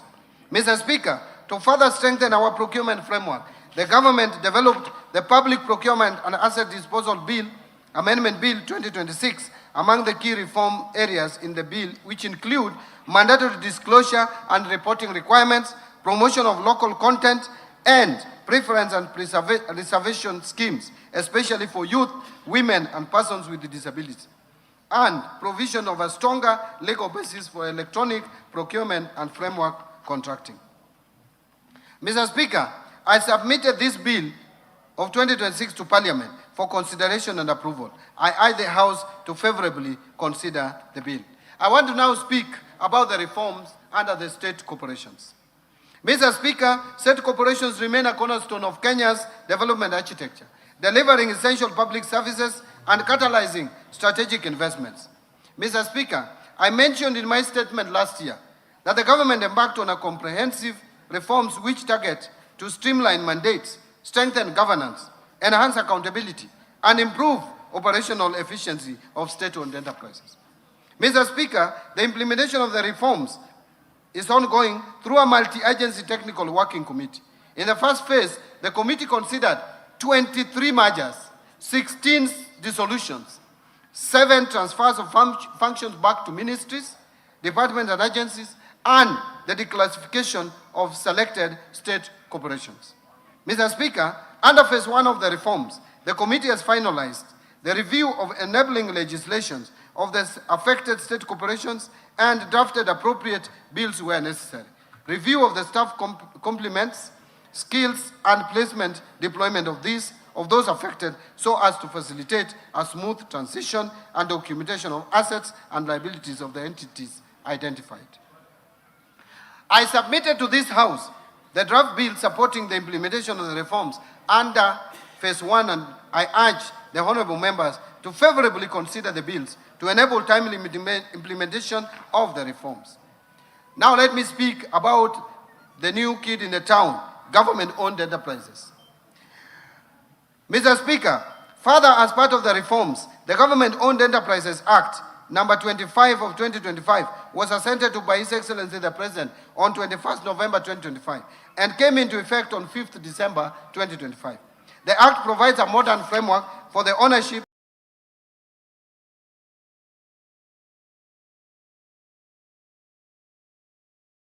oversight and management of commercial state corporations. Under the Act, the Independent Search and Selection Panel has begun the process of recruiting independent directors of the board of GOEs.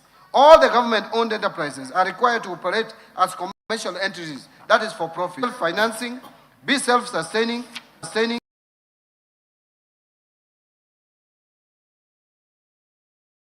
entities, that is for profit, be self-financing, be self-sustaining, and accountable to the public through the National Treasury. Let me now speak about National Infrastructure Fund. Mr. Speaker, in March 2026, the government established the National Infrastructure Fund following the enactment of the National Infrastructure Act of 2026. The NIF is an innovative mechanism for scaling up infrastructure development by mobilizing private capital and expertise to execute commercially viable infrastructure projects while reducing reliance on taxation and debt.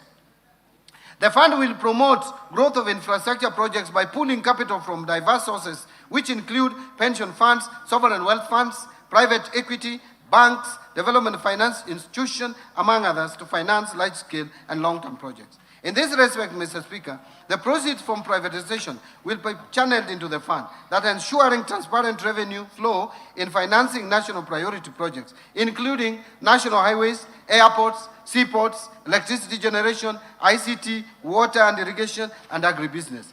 As a start, the proceeds from the March 2026 IPO of Kenya Pipeline Company of 106 billion Kenya shillings, as well as the expected 204 billion Kenya shillings from the partial divestiture of the government's stake in Safaricom to Vodacom, will form the seed capital to the fund. Under Sovereign Wealth Fund, Mr. Speaker, to complement the National Infrastructure Fund, the government has submitted to this August House the bill to establish the Sovereign Wealth Fund with 3 distinct components. The first component is the stabilization component, then there is the strategic infrastructure investment component, and finally, the future generation, also known as Urithi component.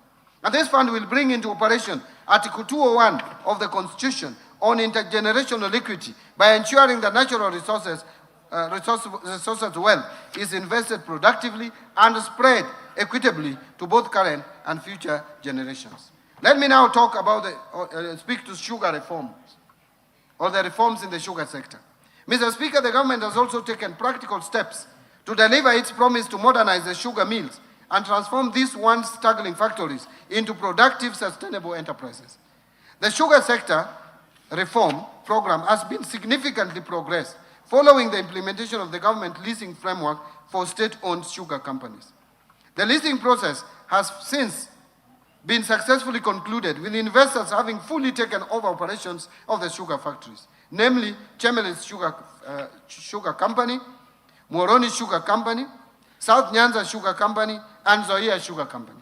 Mr. Speaker, since the resumption of operations, substantial investments have been undertaken towards rehabilitation and modernization of the factories, resulting in significant revamping of the mills and improvement of operational capacity.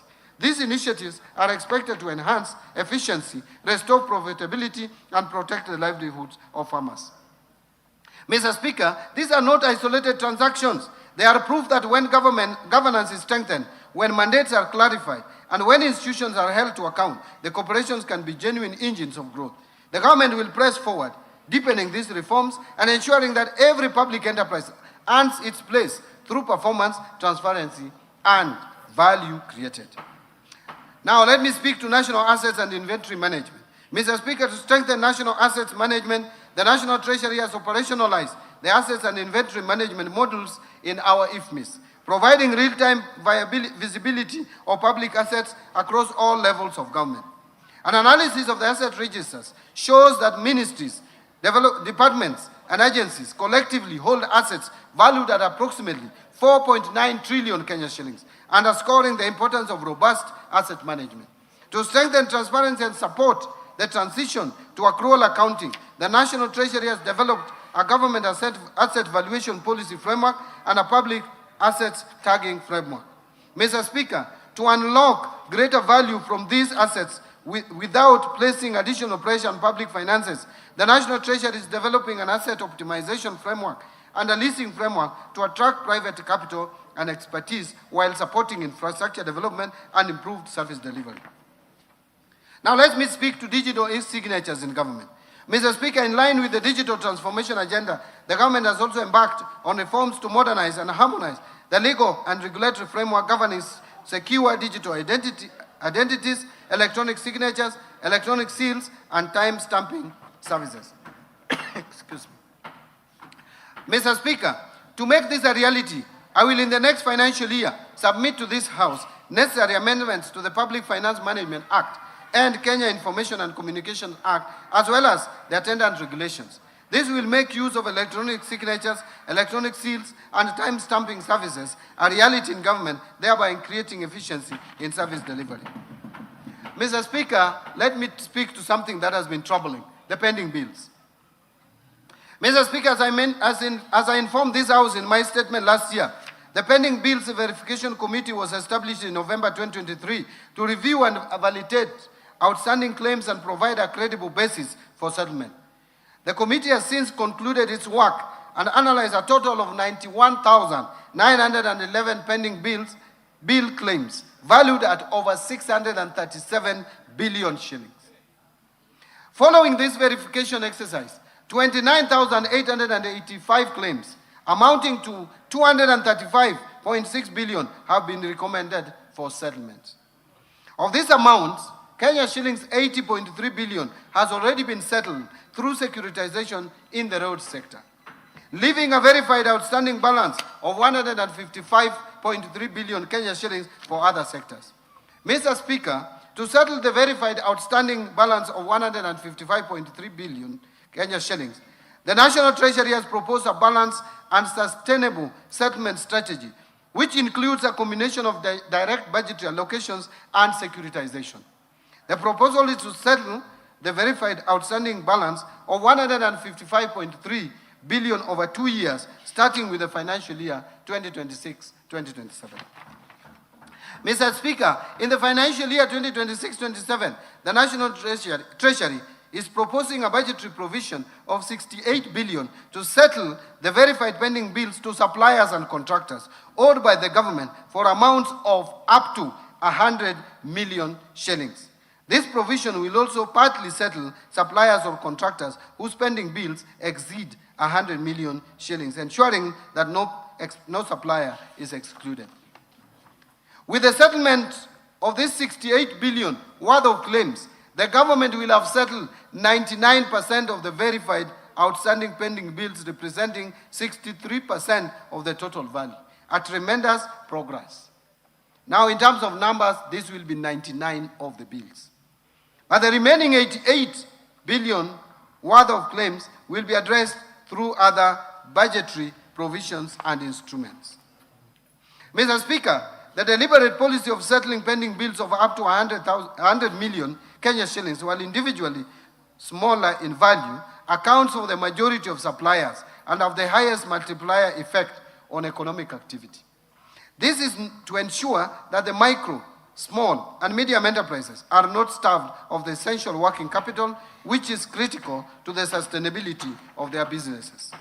Financial sector reforms. Mr. Speaker, Kenya's financial sector remains strong and continues to support households, businesses, savings, and investment across the country.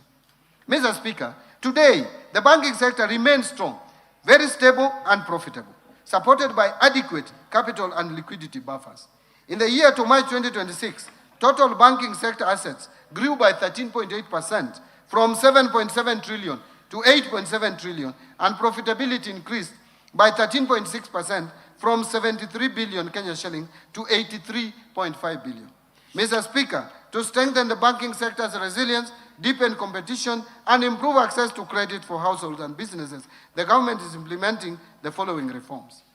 1. Progressive increase in minimum core capital requirements for commercial banks from 1 billion to 10 billion by December 2029. 2.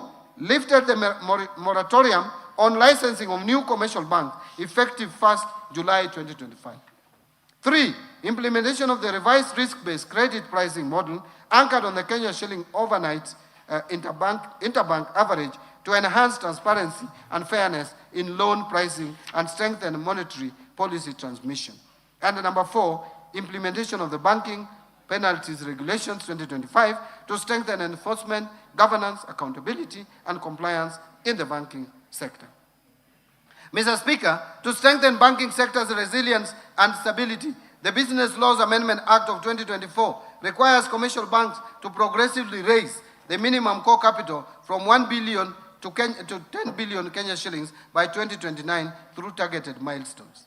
Mr. Speaker, while the government firmly upholds the strategic necessity of raising the minimum core capital, it is prudent that this transition be managed in a manner that is least disruptive to credit access and financial services delivery, particularly to the micro, small, and medium enterprise segment and other niche markets currently served by the banking industry.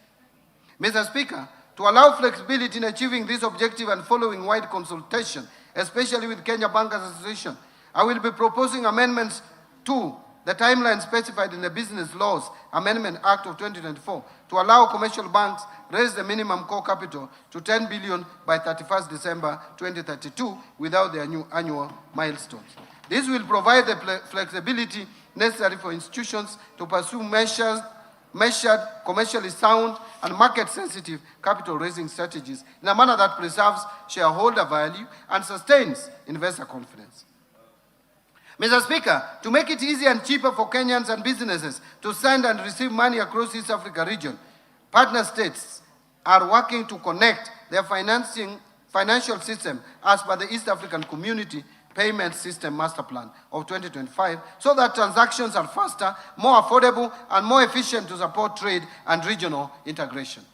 Mr. Speaker, to safeguard the country against illicit financial flows, the government has, over the last 2 years, undertaken far-reaching reforms aimed at strengthening our anti-money laundering, counter-financing of terrorism, and counter-proliferation financing framework following the country's placement on the Financial Action Task Force Grey List in February 2024.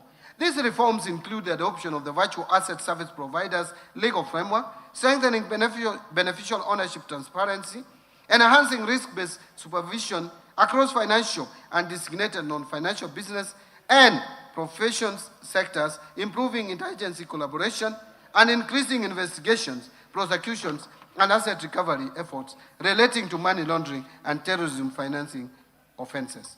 Further, Mr. Speaker, reporting institutions have continued to enhance compliance with AML and CFT obligations, thereby reinforcing the integrity and resilience of our financial system.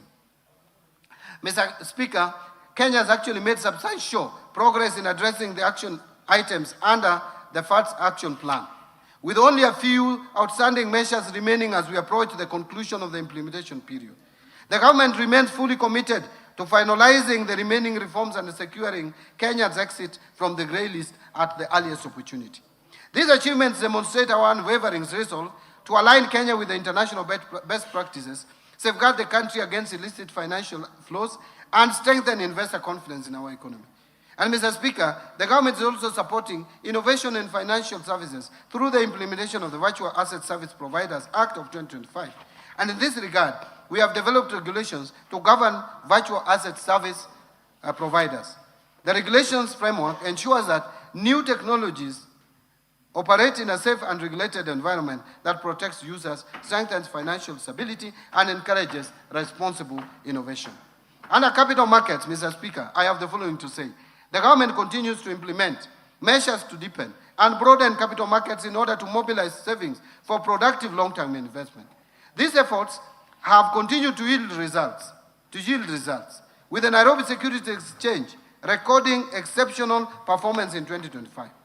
Mr. Speaker, the capital market supported the recent initial public offering by the Kenya Pipeline Company and its subsequent listing at the Nairobi Securities Exchange in March 2026.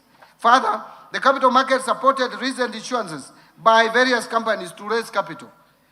These include 44 billion Kenya shillings, Sharia-compliant leasing bond for infrastructure financing. The Safaricom's Kenya shillings 20 billion green bond to support 5G expansion. The East Africa Breweries PLC Kenya shillings 16.8 billion medium-term note program, and the Kenya shillings 3.4 billion by Spearhead Africa Infrastructure Fund to support long-term infrastructure financing across the region. Mr. Speaker, innovation in market access has advanced significantly with the launch of ZD trading application integrated into the M-Pesa platform. And this groundbreaking platform enables Kenyans to conveniently buy and sell securities through their mobile phones, marking a major milestone in financial inclusion and retail investor participation. Mr. Speaker, Kenya is emerging as a key player in the carbon credit space, leveraging its rich natural resources and a strong base in renewable energy to participate in global climate markets.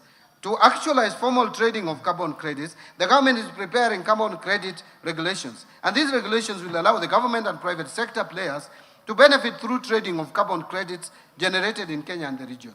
And Mr. Speaker, in my recent public engagements, coffee farmers raised concerns of continued exploitation by middlemen in the marketing and pricing of their coffee. Mr. Speaker, I want to assure Kenyans that through the reforms the government is implementing at the Nairobi Coffee Exchange, the exploitative middlemen have been eliminated, ensuring farmers retain a much larger share of the export price of their coffee. Farmers today are able to sell their coffee directly at the exchange, supported by their various brokerage firms, majority of whom are owned by the farmers through their cooperative societies. The Nairobi Coffee Exchange has also enabled price discovery, thereby improving earnings by the coffee farmers. And to further support prompt payment of coffee sold through Nairobi Coffee Exchange, the government introduced the direct settlement system that has reduced payment delays across the coffee value chain. Mr. Speaker, coffee's traceability is today a reality. Through the Nairobi Coffee Exchange trading platform and the direct settlement system, cataloging and invoicing, every coffee lot has a unique identification, milling data, warehouse records, auction sales, and buyer data that can be accessed, allowing traceability of coffee from the farm to the buyer.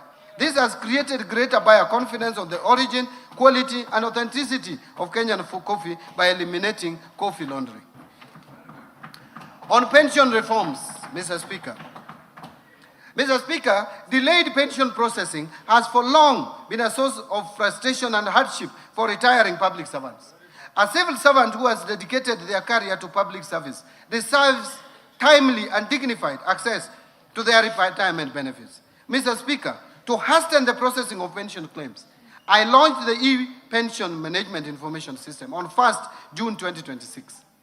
Following this launch, we have now discontinued manual submission of pension claims unless expressly authorized by the National Treasury.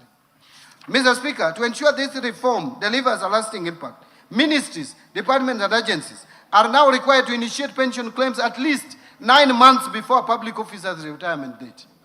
This will facilitate resolutions of late or incomplete submission of pension claims ahead of the retirement date for our employees.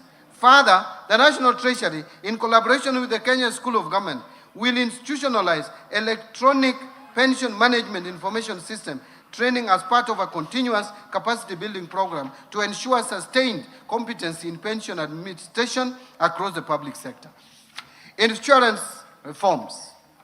Mr. Speaker, to expand access to insurance, the Insurance Regulatory Authority licensed 5 micro-insurance companies in financial year 24-25.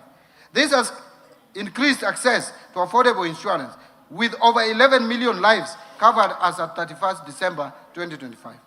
Mr. Speaker, to strengthen climate resilience, the government is promoting agricultural and index-based insurance products. Through the drive, which is de-risking, inclusivity, and value enhancement, livestock insurance project over 2.7 million livestock valued at 29.3 billion have been insured, while payouts exceeding 648 million have supported pastoral communities affected by drought since 2023. Further, the government has initiated amendments to the Insurance Act to establish agricultural insurance as a standalone class of insurance business. This reform will strengthen the regulatory framework for agricultural risk management and support food security, financial inclusion, and sustainable agricultural development. And Mr. Speaker, to deepen local insurance capacity and retain insurance premium within the domestic economy, the government will effective 1st July 2026 require all importers to obtain marine cargo insurance cover from insurance license under the Insurance Act prior to customs clearance. Fiscal policy framework. Mr. Speaker, the implementation of financial year 25-26 budget has remained broadly on course despite emerging pressures on revenue performance and expenditure demands. These developments have necessitated measured adjustments while at the same time informing a more deliberate and responsive fiscal policy stance for the financial year 26-27 and the medium term.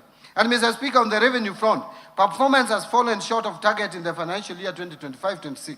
This is due to slower than expected tax receipts, largely driven by administrative constraints and a slowdown in economic activities. At the same time, expenditure pressures have intensified. The implementation of pending and newly negotiated collective bargaining agreements has raised the public sector wage bill beyond initial projections, thereby constraining fiscal space. In addition, emergency interventions in response to floods and drought have required additional resources. As a result of these developments, it became necessary to introduce targeted adjustment through supplementary budget number 1 of financial year 25-26. Mr. Speaker, to enhance tax administration, including upgrading of critical systems and strengthening of compliance efforts, the Kenya Revenue Authority was allocated additional resources in the supplementary budget number 1 for financial year 2025-27, to be exact, 17 billion. These interventions are expected to improve efficiency and support a recovery revenue performance. The supplementary budget 1 also reflected additional expenditure of 368.6 billion compared to the original budget to cater for the emerging expenditure pressures. In this regard, the fiscal deficit, including grants, is now projected at 1,199 billion, equivalent to 6.4% of GDP, compared to 901 billion or 4.7% of GDP in the original budget estimates. Mr. Speaker, fiscal policy is not merely about balancing budget. It is about creating conditions for sustainable growth, protecting the vulnerable and securing prosperity for the future generation. Accordingly, the fiscal policy for 26-27 and the medium term will be anchored on a growth-supportive consolidation path aligned to the government's priorities under the bottom-up economic transformation agenda and the 4th medium-term plan. The policy will prioritize enhanced domestic revenue mobilization, strengthened expenditure control, and strategic reprioritization of public spending. This approach aims to reinforce public debt sustainability and safeguard essential public service. Now let me turn to domestic revenue mobilization. Mr. Speaker, every shilling of development begins with every shilling of revenue collected fairly, efficiently, and transparently. To boost revenues, the government will continue to strengthen implementation of the national tax policy and medium-term revenue strategy, aimed at simplifying tax laws, rationalizing tax expenditures, and creating a fair, predictable, and efficient tax systems. Mr. Speaker, the Kenya Revenue Authority has intensified reforms to modernize tax administration, enhance compliance, and improve service delivery through technology and innovation. Notable progress has been made in expanding the electronic tax invoice management system, with over 655,000 taxpayers now onboarded, significantly enhancing transaction visibility and strengthening VAT compliance. Integration between iTax and customs systems has improved end-to-end taxpayer visibility, while the rollout of the electronic rental income tax system has simplified. I want to repeat that. While the rollout of the electronic rental income tax system has simplified compliance with the rental sector. So we have already implemented the system that I think some people are still dreaming about out there. Mr. Speaker, the Kenya Revenue Authority has also strengthened enforcement through data-driven compliance strategies, artificial intelligence, and non-intrusive cargo scanning technologies, enhancing the detection of illicit trade and reducing revenue leakages. As a result, the active taxpayer base increased by 82,000 to over 6.6 million taxpayers as at March 2026, from 6.5 million as at March 2025, reflecting a growing voluntary compliance and improved taxpayer engagement. And I want to thank Kenyans for this. Mr. Speaker, service delivery and trade facilitation have equally improved through initiatives such as Huduma Popote and enhanced customs systems, which have reduced cargo clearance times and improved operational efficiency. Mr. Speaker, in the financial year 26-27, Kenya Revenue Authority will intensify reforms to strengthen revenue mobilization, modernize tax administration, and improve taxpayer experience through the following measures. Number one, roll out integrated digital tax administration and revenue monitoring systems, including the domestic tax administration system, expanded electronic invoicing, virtual electronic tax registers, enhanced point-of-sale integration, and the e-customs mobile application to improve efficiency, compliance, and real-time visibility of transactions. Number two, implement device identification and registration and strengthen exchange of information frameworks to combat tax evasion, illicit trade, and cross-border revenue leakages. Number three, simplifies taxpayer processes through pre-populated returns, streamlined digital payment solutions, and expanded digital service delivery platforms to reduce the cost and burden of compliance. And number four, expand taxpayer outreach and support through initiatives such as Ushuru GPT, Omni-Channel Customer Engagement System, Huduma Popote, and Ushuru Mashinani to enhance accessibility and responsiveness. Number five, strengthen enforcement, compliance, and revenue assurance through advanced data analytics, artificial intelligence, and integrated investigation and case management system. And number six, invest in core ICT infrastructure, integrated enterprise platform, and cybersecurity systems to safeguard the integrity, resilience, and efficiency of revenue administration. So, Mr. Speaker, the government will continue to scale up non-tax revenues by strengthening the capacity of ministries, departments, and agencies to efficiently generate income from public services while enhancing their operational system to improve efficiency and overall revenue performance. Now, I want to speak to improving efficiency of the public expenditure. Mr. Speaker, raising revenue is only half the equation. Ensuring that every shilling delivers maximum value is equally important. And in order to improve the efficiency and value for money of public expenditure, the government is implementing targeted reforms to strengthen expenditure controls, enhance transparency, and improve public sector efficiency. These reforms include the full rollout of e-government procurement, completion of key Treasury single account reforms, and transition to accrual-based accounting to strengthen cash management, fiscal oversight, and financial reporting. The government will also deepen public financial management reforms through the entrenchment of zero-based budgeting, digitization and automation of pension and payroll administration, and strengthen the human resource management system to enhance efficiency, accountability, and service delivery across the public sector. Further, the government will optimize the management of public assets and liabilities, accelerate state corporation reforms and targeted privatization, and scale up the use of public-private partnerships to provide private sector or private capital, improve efficiency, and support delivery of commercially viable projects. Mr. Speaker, allow me now to expound on some of the expenditure reforms that we are implementing. 1, migration to accrual accounting. Mr. Speaker, effective public finance management begins with what we own, what we owe, and how public resources are being utilized. To improve cash management, the government is implementing one of the most significant financial management reforms in Kenya's history. The transition from cash basis to accrual basis of accounting under the International Public Sector Accounting Standards. Following cabinet approval of the transition roadmap in March 2024, implementation commenced in financial year 2024-25 through a structured 3-year phased approach led by the National Treasury. Mr. Speaker, this reform fundamentally changes how government accounts for public resources. For the first time, Kenya's financial statements will present a complete and accurate picture of the country's financial position, capturing not just cash flows, but all public sector assets, liabilities, revenues, and expenditures. Public debt obligations, infrastructure assets, inventories, receivables, and payables will all be recognized and reported transparently, giving Parliament, citizens, and investors a true account of the nation's financial health.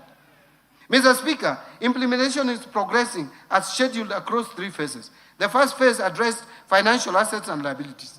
The current phase incorporates inventories and prepayments. The final phase will bring in all remaining assets and liabilities, culminating in full consolidation of public sector entities. That is, consolidation of financial statements. To support this transition, the government is upgrading IFMIS and related systems, strengthening public sector asset management framework, undertaking asset identification and evaluation exercises across ministries, departments and agencies, counties and other public entities, and building capacity among public officers to sustain the reform beyond its implementation period. Mr. Speaker, this reform is not just about accounting standards. It is about accountability. It's about ensuring that those entrusted with public resources can be held to a higher standard of transparency and reinforcing public confidence in the stewardship of national resources. Number 2 is the Treasury single account. Mr. Speaker, as I had informed this House in last year's budget statement, the government has been implementing the Treasury single account framework to strengthen cash management and improve efficiency of public financial operations. Following the successful rollout of the Treasury single account to all ministries, the government has reduced the cost of overdraft financing from Central Bank of Kenya by 61% in this financial year, translating into substantial savings. I want again to pause there. I saw some people talking about reforming this so that there can be savings. I want to repeat that the government has reduced the cost of overdraft financing from Central Bank of Kenya by 61% in this financial year, translating already into substantial savings. So the work that you intend to do is actually already done. Mr. Speaker, the implemented Treasury single account model directly links invoices to specific batches submitted by ministries, departments, among other enhanced features. These Treasury single account reforms have substantially improved the efficiency of government exchequer operations, delivered transparency in exchequer and cash management, and ensured that public funds are released only against verified and approved obligations, thus laying the foundation for managing pending bills, and there is going to be no more cherry picking of invoices for payments. So, Mr. Speaker, building on this momentum in the financial year 26-27, the government will expand or extend the Treasury single account framework to county governments by completing the automation of county exchequer requisition processes, after which counties will progressively migrate to a Treasury single account architecture mirroring that of the national government. And 2, operationalize in collaboration with the CBK a granular data integration system to deliver real-time visibility of the cash and liquidity positions of state corporations and semi-autonomous government agencies. Mr. Speaker, taken together, these reforms represent significant modernization of our public cash management architecture. They are already delivering measurable savings, deepening fiscal transparency, and strengthening our capacity to deliver value for every shilling of public money. Let me now talk about strengthening the internal audit oversight and fiscal discipline. Mr. Speaker, every shilling entrusted to government must be accounted for and deliver value to the people of Kenya. The recurrence of audit queries and delays in implementing audit recommendations across public institutions continue to expose public resources to fiscal risk and weaken service delivery. And Mr. Speaker, to strengthen accountability, fiscal discipline, and support the government's zero-fault audit initiative, the government will introduce amendments to the Public Finance Management Act and related regulations to strengthen the mandate of the Office of the Internal Auditor General, and enhance oversight across the public sector. I am strengthening the Office of the Internal Audit. The reforms will establish a framework for tracking the implementation of audit recommendations and resolutions issued by Parliament, the Office of the Auditor General, audit committees, and other oversight institutions, with clear accountability mechanisms for non-compliance. The government will also strengthen internal audit functions across public entities, roll out integrated internal audit management system, and enhance the adoption of enterprise risk management to improve the identification and mitigation of fiscal and operational risk. Mr. Speaker, these reforms will strengthen transparency, internal controls, and prudent management of public resources while improving accountability and service delivery across government. Now let me turn to revenue projections for 2026-2027. Mr. Speaker, our fiscal projections reflect a careful balance between ambition and realism, ensuring that we live within our means while investing in our future. Based on the outlined policy measures, total revenue collection, including appropriation in aid, for the financial year 2026-27 is projected to be 3,630.5 billion, which is equivalent to 17.4% of our GDP.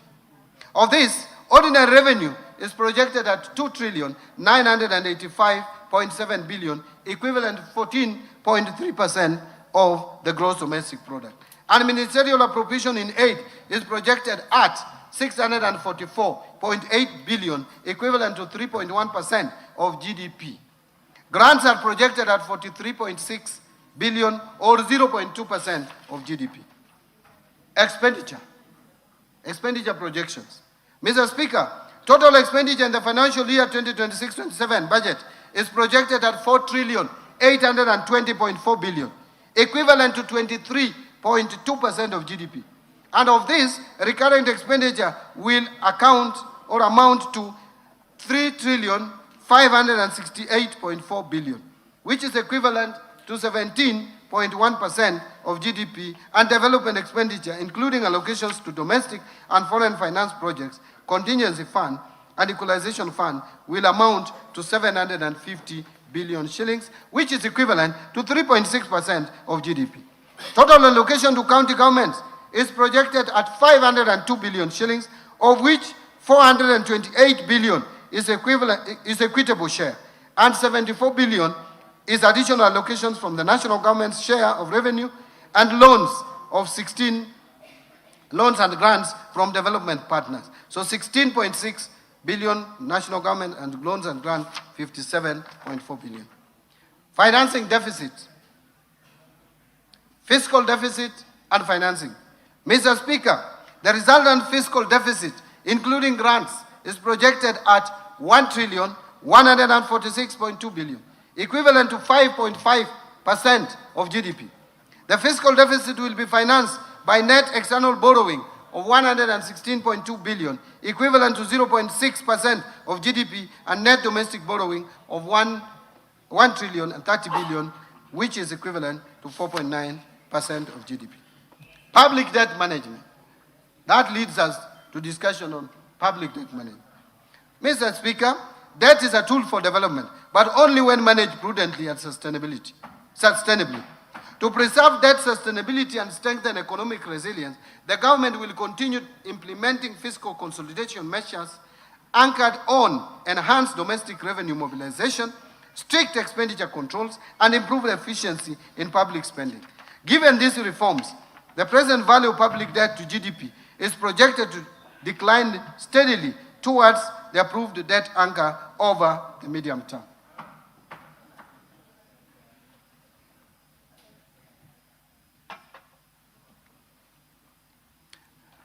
Mr. Speaker, in pursuit of the strategic objective of strengthening debt portfolio diversification, the National Treasury is actively advancing a range of innovative financing instruments. These initiatives are designed to broaden the investor base, optimize the cost risk profile of public debt, and enhance overall resilience in debt management. In this regard, the government is considering thematic and liability management instruments such as debt for food swaps and debt for development swaps. These instruments provide an opportunity to convert external debt obligations into targeted investments that directly support national priorities, including food security, sustainable development, and social infrastructure, while simultaneously easing debt service pressures and reinforcing fiscal sustainability.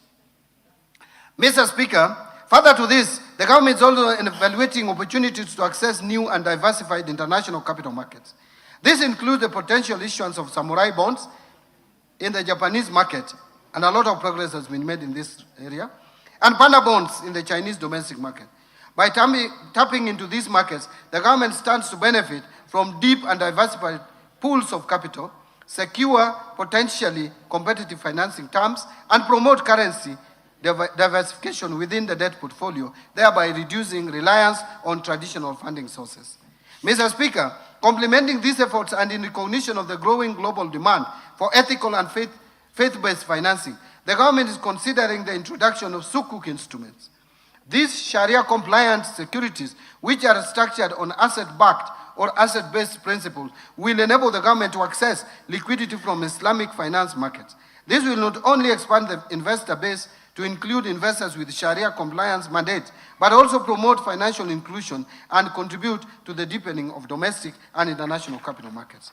Collectively, these initiatives underscore a forward-looking and proactive approach to public debt management, one that emphasizes innovation, prudent risk management, and alignment with both domestic development priorities and evolving global financing trends. Mr. Speaker, to further strengthen transparency, coordination, and efficiency in the implementation of externally funded projects, the National Treasury has spearheaded the development of the Development Project Management Information System.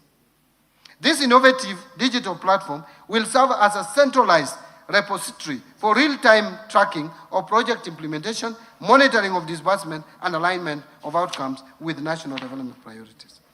By enhancing project oversight and accountability, this system represents a significant step towards ensuring that externally mobilized resources are utilized effectively and that every shilling delivers value for money and tangible impact for our citizens. Let me now talk about public-private partnership framework. Mr. Speaker, the scale of Kenya's development ambitions demands that we leverage not only public resources but also the capital, innovation, and expertise of the private sector. Public-private partnerships have therefore become a central pillar of our development financing strategy. Beyond mobilizing additional resources, public-private partnerships enable the government to harness private sector innovation, technical expertise, operational efficiency, and risk-sharing arrangements that enhance project delivery while preserving fiscal sustainability. Mr. Speaker, the government continues to strengthen the public-private partnerships program as a key instrument for delivering strategic investments under the bottom-up economic transformation agenda. In this financial year, we have so far mobilized approximately 96 billion private capital investment in PPPs. This being the CRBC/NSSF investment for the Rironi Gilgil, which is A8, and Nairobi Mai Naivasha A8 South, sections of the Nairobi Nakuru Mau Summit Highway. Building on this momentum, the government targets to mobilize at least 70 billion through PPP investments in the financial year 26-27 across the energy, transport, water, housing, health, and digital infrastructure sectors. Mr. Speaker, other priority projects besides the Nairobi-Nakuru Mau Summit project, include the Nairobi-Mombasa Expressway and the Mau Summit-Eldoret-Malaba Highway, which will strengthen regional connectivity and facilitate trade along the northern corridor. Mr. Speaker, in ports and logistics, the government is leveraging private sector capital and expertise for the development of container terminals, cargo berths, inland container depots, and special economic zones in Mombasa, Lamu, Nairobi, and Naivasha, strengthening Kenya's position as the region's leading trade and logistics hub. Mr. Speaker, in the energy sector, priority investment include the High Grand Falls hydropower project, expected to generate 700 megawatts, and the Karura hydropower project, expected to generate an additional 90 megawatts. Together, these projects will add approximately 790 megawatts of clean and reliable power to support industrialization, digital transformation, and emerging technologies. These investments will be complemented by strategic transmission infrastructure projects to strengthen and expand the national grid. Mr. Speaker, in the water sector, the government is advancing key dam projects, including Radat Dam, Barsalinga Dam, Lowat Dam, and Soin Koru Dam, which will enhance water security, irrigation, food production, and climate resilience in some of the country's most water-stressed regions. Mr. Speaker, in the ICT sector, the Kenya National Data Center, PPP, and the Konza Data Center project will strengthen Kenya's digital infrastructure, support data sovereignty, and position the country as a leading digital and innovation hub in the East African region. Mr. Speaker, together these projects represent investment valued at over $10 billion and will support economic growth, improve service delivery, create jobs, and strengthen Kenya's productive capacity. Mr. Speaker, to accelerate project origination and preparation, the National Treasury has established a framework for rapid results initiative, bringing together ministries, departments, and agencies to identify, develop, and fast-track investment opportunities in priority beta sectors. Mr. Speaker, the National Treasury is also at the tail end of finalizing all the required PPP regulations and guidelines to fully operationalize the PPP Act. This is in addition to the recently issued circular on mandatory disclosure requirements for all privately initiated proposals. These circulars aim to enhance uniformity, transparency, accountability, and build public trust by enabling timely disclosures, integrity, and standard reporting. Mr. Speaker, as we expand the PPP program, we remain committed to increasing the participation of Kenyan enterprises, investors, and financial institutions to promote local ownership, domestic value creation, and reduce foreign exchange risk. In this regard, the National Infrastructure Fund will play a key role in mobilizing long-term domestic capital and supporting local participation in infrastructure financing. Mr. Speaker, our pension funds, insurance companies, SACCOs, and retail investors will increasingly have opportunity to participate in strategic national investments, ensuring that the benefits and returns generated by these projects accrue to Kenyan citizens while supporting long-term economic transformation. And Mr. Speaker, by mobilizing domestic savings and channeling them into productive investment, we are creating a model of growth that is owned, financed, and sustained by Kenyans. Kenya is not just open for business. Kenya is investing in itself. Now let me turn to resource allocations. Mr. Speaker, over the past 3 years, we have laid a firm foundation for inclusive growth.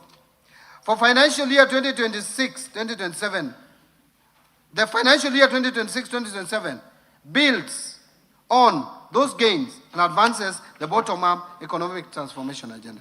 The administration's core economic strategy aligned with the fourth medium-term plan of Vision 2030. Better focuses public resources on unlocking productivity and increasing incomes at the base of the economy through deliberate, value chain-driven allocations. And with limited fiscal space, this budget prioritizes interventions that deliver the greatest impact in job creation, higher household incomes, and broader economic participation. Agricultural transformation and inclusive growth as the first pillar. Mr. Speaker, agriculture remains central to better and Kenya's long-term prosperity. It supports more than 2/3 of Kenyan households and generates significant employment multiplier effects, especially among groups historically excluded from modern economic opportunities. Strengthening agriculture is therefore essential essential food and nutrition security, enhancing resilience, and promoting a shared prosperity. Mr. Speaker, to accelerate agriculture transformation, I propose, and bearing in mind that agriculture is largely devolved, but I propose a targeted allocation of 64 billion across priority programs that boost productivity, value addition, and resilience. Key investments include 18 billion for fertilizer subsidy program, 2 billion for seed subsidy program, 1 billion for coffee seedlings program to lower input costs for smallholders, 4.7 billion for the National Agricultural Value Chain Development Project to advance processing and market linkages. Further, I propose 5.4 billion for the Food System Resilience Project and 1.6 billion for the Resilience for Food and Nutrition Security Program to enhance adaptive livelihoods, diversify income sources, and reduce vulnerability to climate shocks. Mr. Speaker, recognizing the economic potential of pastoral and livestock systems, I propose 3.3 billion for de-risking, inclusion, and value enhancement of pastoral economies program, 1.3 billion for Kenya Livestock Commercialization Program, and 400 million for the Livestock Value Chain Support Project. These allocations will foster greater market access, commercialization, animal health services, and resilience among pastoral communities. Mr. Speaker, the blue economy offers meaningful opportunity for coastal and lakeside communities. To support the growth of the blue economy, I propose 8.2 billion for the blue economy and fisheries subsector, which includes 2.1 billion for aquaculture business development project, 1.8 billion for the Kenya Marine Fisheries and Socio-Economic Development Project, and 578 million for Kabonyo Fisheries and Aquaculture Training Center. These investments will expand sustainable aquaculture, uplift fisher folks' incomes, and create jobs in value addition and logistics. Mr. Speaker, addressing historical land inequalities remains a priority for this government. To promote equitable access and ensure sustainable land management, I am proposing 9.4 billion for settlement of the landless. Of this amount, 5 billion is for the landless in the coast region. 892 million for the processing and registration of title deeds, and 388 million will go towards digitization of land registries to secure tenure, reduce disputes, and unlock productive land use. Now let me turn to the second pillar, that is transforming the micro, small, and medium enterprises economy. Mr. Speaker, MSMEs are the backbone of our economy. They account for 98% of businesses, provide approximately 14.9 million jobs, and contribute about 40% to our GDP. They span informal home-based enterprises, artisans, mechanics, tailors, carpenters, fabricators, and medium-sized firms. Nurturing these sectors is essential for broad-based job creation and inclusive growth. Mr. Speaker, lack of affordable credit remains a major constraint for MSMEs and households at the bottom of the pyramid. To address this, I propose 550 million for the Center for Entrepreneurship Project to strengthen incubation, skills, and business development services, and 1.1 billion for rural Kenya financial inclusion facility to expand credit access and financial services to underserved communities. Housing and settlement as the third pillar. Mr. Speaker, decent housing underpins social stability and economic productivity. Our affordable housing program not only provides safe and affordable homes to Kenyans, but also generates jobs directly in construction and indirectly across building materials and services sector. To sustain this momentum, I propose 143.7 billion for the housing sector, urban development, and public works subsectors. This package will include 18.6 billion under the Kenya Urban Program, 50.6 billion for construction of affordable housing units, 20.9 billion for social housing units, and 20.2 billion for the institutional housing, and 18.2 billion for critical social and physical infrastructure. Further, support will include 2.7 billion for the Kenya Informal Settlement Improvement Project Phase 2, and 535 million targeted to support construction of county headquarters. These investments will improve living conditions, provision of services, and local governance capacity. Mr. Speaker, to protect livelihoods or lives and property through compliance with building codes and standards, I propose 2.4 billion for the regulation and development of the construction industry, thus reinforcing safety, quality, and accountability across the sector. Allow me now to turn to the other pillar, that is universal health coverage. Mr. Speaker, universal health coverage, UHC, is central to better's social contract. Equitable access to quality health services is essential for human capital, productivity, and poverty reduction.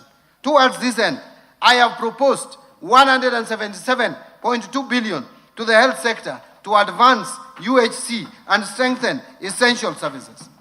Key allocations include 8.6 billion salaries for UHC staff, 19.1 billion for primary healthcare fund to finance frontline services.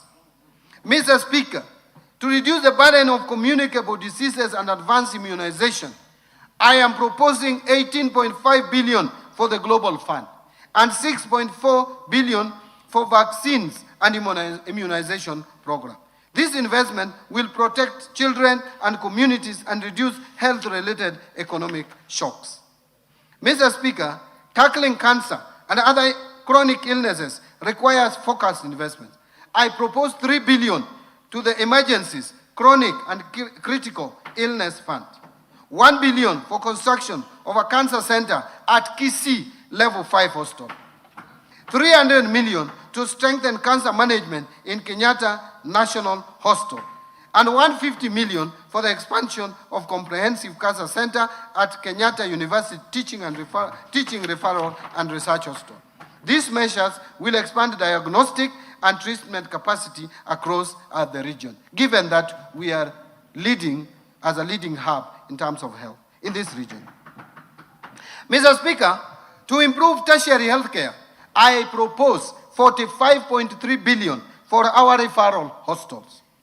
Additional targeted investments will include the following: 470 million for the construction of Kenyatta National Hospital Burns and Pediatrics Center, 300 million for innovations and replacement of obsolete equipment at Kenyatta National Hospital, and 2 billion for construction of a new 2,000-bed multi-speciality at Moi Teaching and Referral Hospital to expand capacity and improve health outcomes. Mr. Speaker, to ensure reliable supply chains and strengthen human resources, I am proposing 20.9 billion for Kenya Medical Supplies Agency, KEMSA, 3.1 billion for the Kenya Medical Research Institute, 1.3 billion for the Integrated Reproductive Health Program, 500 million for family planning and reproductive health commodities, and 600 million for equipment at the National Blood Transfusion Services. Mr. Speaker, as a country, we value the services offered by our health workers.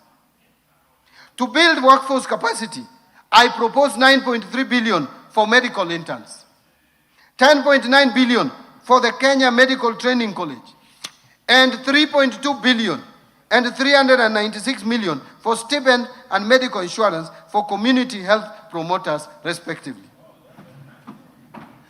Under digital superhighway and creative economy, Mr. Speaker, digital transformation is a strategic enabler for competitiveness in the fourth industrial revolution. Digital connectivity and literacy are essential for education, healthcare, finance, markets, public services, and emerging digital opportunities. Mr. Speaker, Kenya's creative economy, encompassing film, music, fashion, arts, media, digital content, and design, has become a powerful engine for growth and youth empowerment. Investing in creative industries expands cultural exports and drives innovation.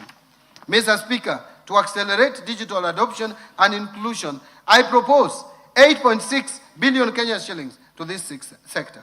And this will include 4.3 billion for Kenya Digital Economy Acceleration Project, 1.3 billion for maintenance and rehabilitation of national optic fiber backbone infrastructure, 528 million for maintenance and rehabilitation of last mile county connectivity, 309 million for government shared services, 382 million for the digital superhighway cybersecurity, 400 million for establishment of digital hubs, and 455 million for ICT infrastructure maintenance.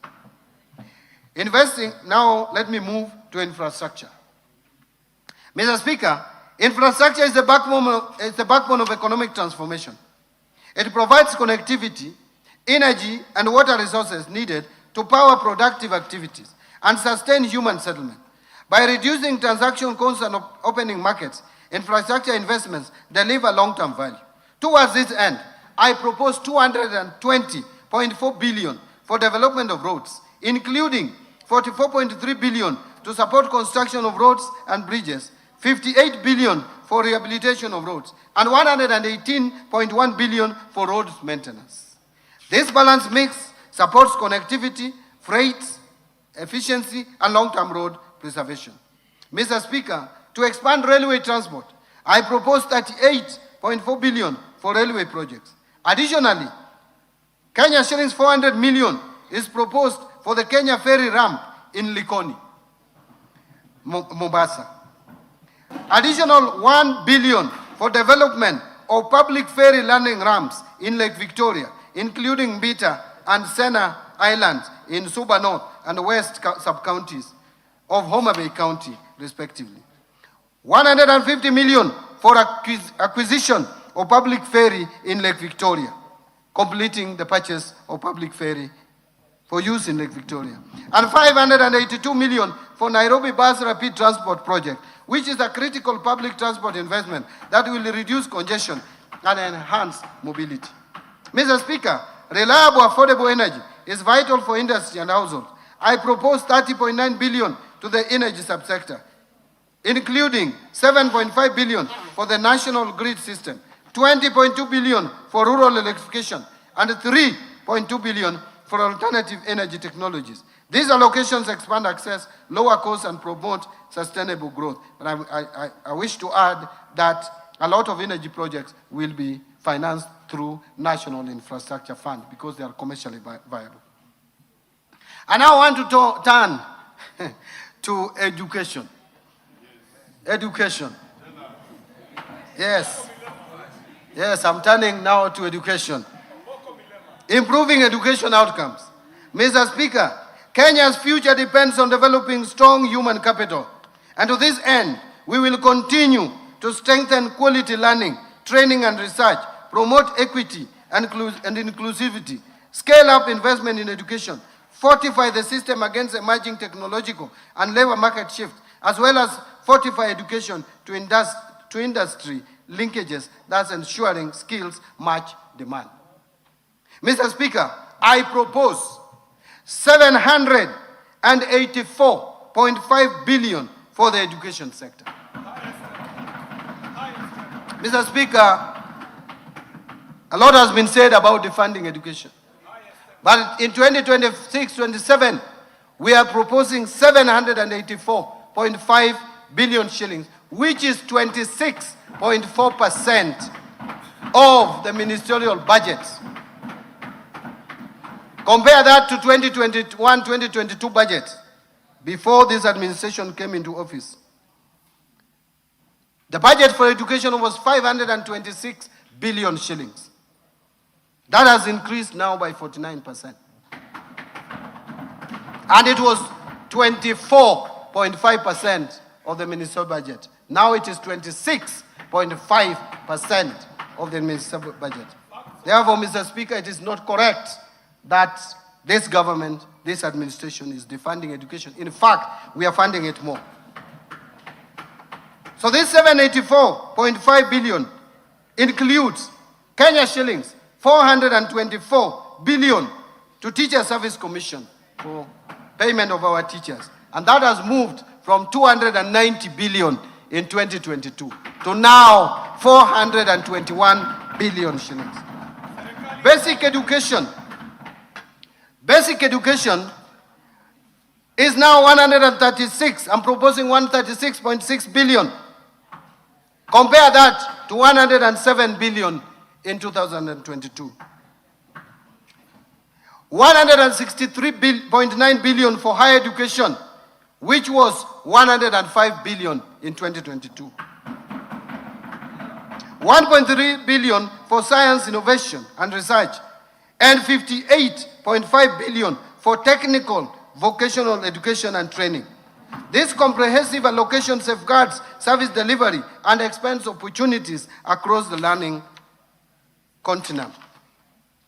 Mr. Speaker, within this funding to the education sector, I propose 7 billion for free primary education, 54.6 billion for free day secondary education, and 30.7 billion for junior secondary school capitation.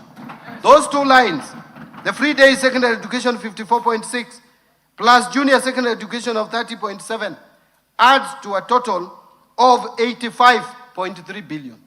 What was it in 2022? In 2022, it was 62.4 billion shillings. I also propose 9.9 billion for administering national exams, and that is in addition to what we have just provided before the end of this year to pay the arrears of 1.5 billion to teachers. So teachers who marked exams, they will be paid before the end of this financial year, 1.5 billion. 3 billion for school feeding program. Again, this school feeding program in 2022 had 2.2 billion. Now it is 3 billion. Mr. Speaker, I am proposing 4.9 billion to be provided for conversion of 20,000 intern teachers into permanent and pensionable from January 2027. Further, the newly recruited 24,000 intern teachers will be converted into permanent and pensionable terms in July 2027. In this respect, I am proposing an allocation of 8.2 billion for intern teachers to address staffing gaps and improving learning outcomes. Mr. Speaker, this government, by the time we reach next year, we will have employed 116,000. If you put it in terms of averages, over 20,000 teachers per year. There is no any other government that has ever employed more than 10,000 teachers per year. This government is employing on average 20,000 teachers per year. Mr. Speaker, to improve learning environment and skills training, I am proposing 4.1 billion for primary and secondary school infrastructure and 2.1 billion for construction and equipping of TVET centers, 7.1 billion for the Kenya Primary Education Equity and Learning Program, and 4.7 billion for Kenya Secondary Education Quality Improvement Project. Mr. Speaker, further investments in this sector include the following: 56.3 billion for Higher Education Loans Board for provisional loans to university and TVET students. And how much was it in 2022? 15.39. It has moved from 15.39 to 56.3 billion in this financial year. There is additional 30.9 billion for university scholarships. There is also 9.2 billion dedicated specifically for TVET scholarships, and 6.7 billion for CBA arrears for universities and 2021-2022 CBA, and another 5.9 billion for ongoing projects in universities across the country, measures that expand access and strengthen human capital for a competitive economy. Mr. Speaker, let me talk now or speak to supporting manufacturing for job creation. Mr. Speaker, manufacturing is a linchpin for structural transformation. We will therefore continue to strengthen local value chains, deepen backward and forward linkages, and enhance competitiveness in domestic and export markets. Mr. Speaker, to continue promoting local industries, I propose 16.7 billion to support manufacturing initiatives across implementing agencies. This includes 2.6 billion for equipping county integrated agro-industrial parks, the ones that have been completed. 5.4 billion for supporting access to finance and enterprise recovery projects. 602 million for development of a three-river textile hub. 300 million for establishment of flagship export processing zone SAP, and 604 million for the development of special economic zone textile park in Naivasha, and 2.4 billion for Kenya Jobs and Economic Transformation. These measures will deepen industrial clustering and create high-quality jobs. Mr. Speaker, I further propose 500 million for Coffee Cherry Revolving Fund, 2 billion for coffee debt waivers, and 2.7 billion for sugar sector reforms in order to stabilize key agricultural and industrial value chains and protect livelihoods. Mr. Speaker, to prepare our youth for industry needs, I propose Kenya shillings 500 million for construction of industrial research laboratories that will foster innovation, internship, and industry academia collaboration. Now, improving security, which is of concern to all of us. Mr. Speaker, a safe and stable environment is indispensable for investment, trade, and economic growth. I therefore propose 252.1 billion for defense, 144.7 billion for the National Police Service, 64 billion for the National Intelligence Service, 63.9 billion for internal security and the national administration, and 42.6 billion for prison services. And these allocations strengthen national security and uphold the rule of law. Specific security interventions or investments include 13 billion to cater for leasing of police motor vehicles, 7 billion for police modernization program, 1 billion for construction and modernization of national forensic facilities. I have also proposed 3.9 billion for stipend to village elders for the first time, something that has been talked about for years, to enhance local administrative capacities, to appreciate. Thank you very much. Mr. Speaker, let me repeat. I have also proposed 3.9 billion for stipend to village elders to enhance local administrative capacities and to appreciate and recognize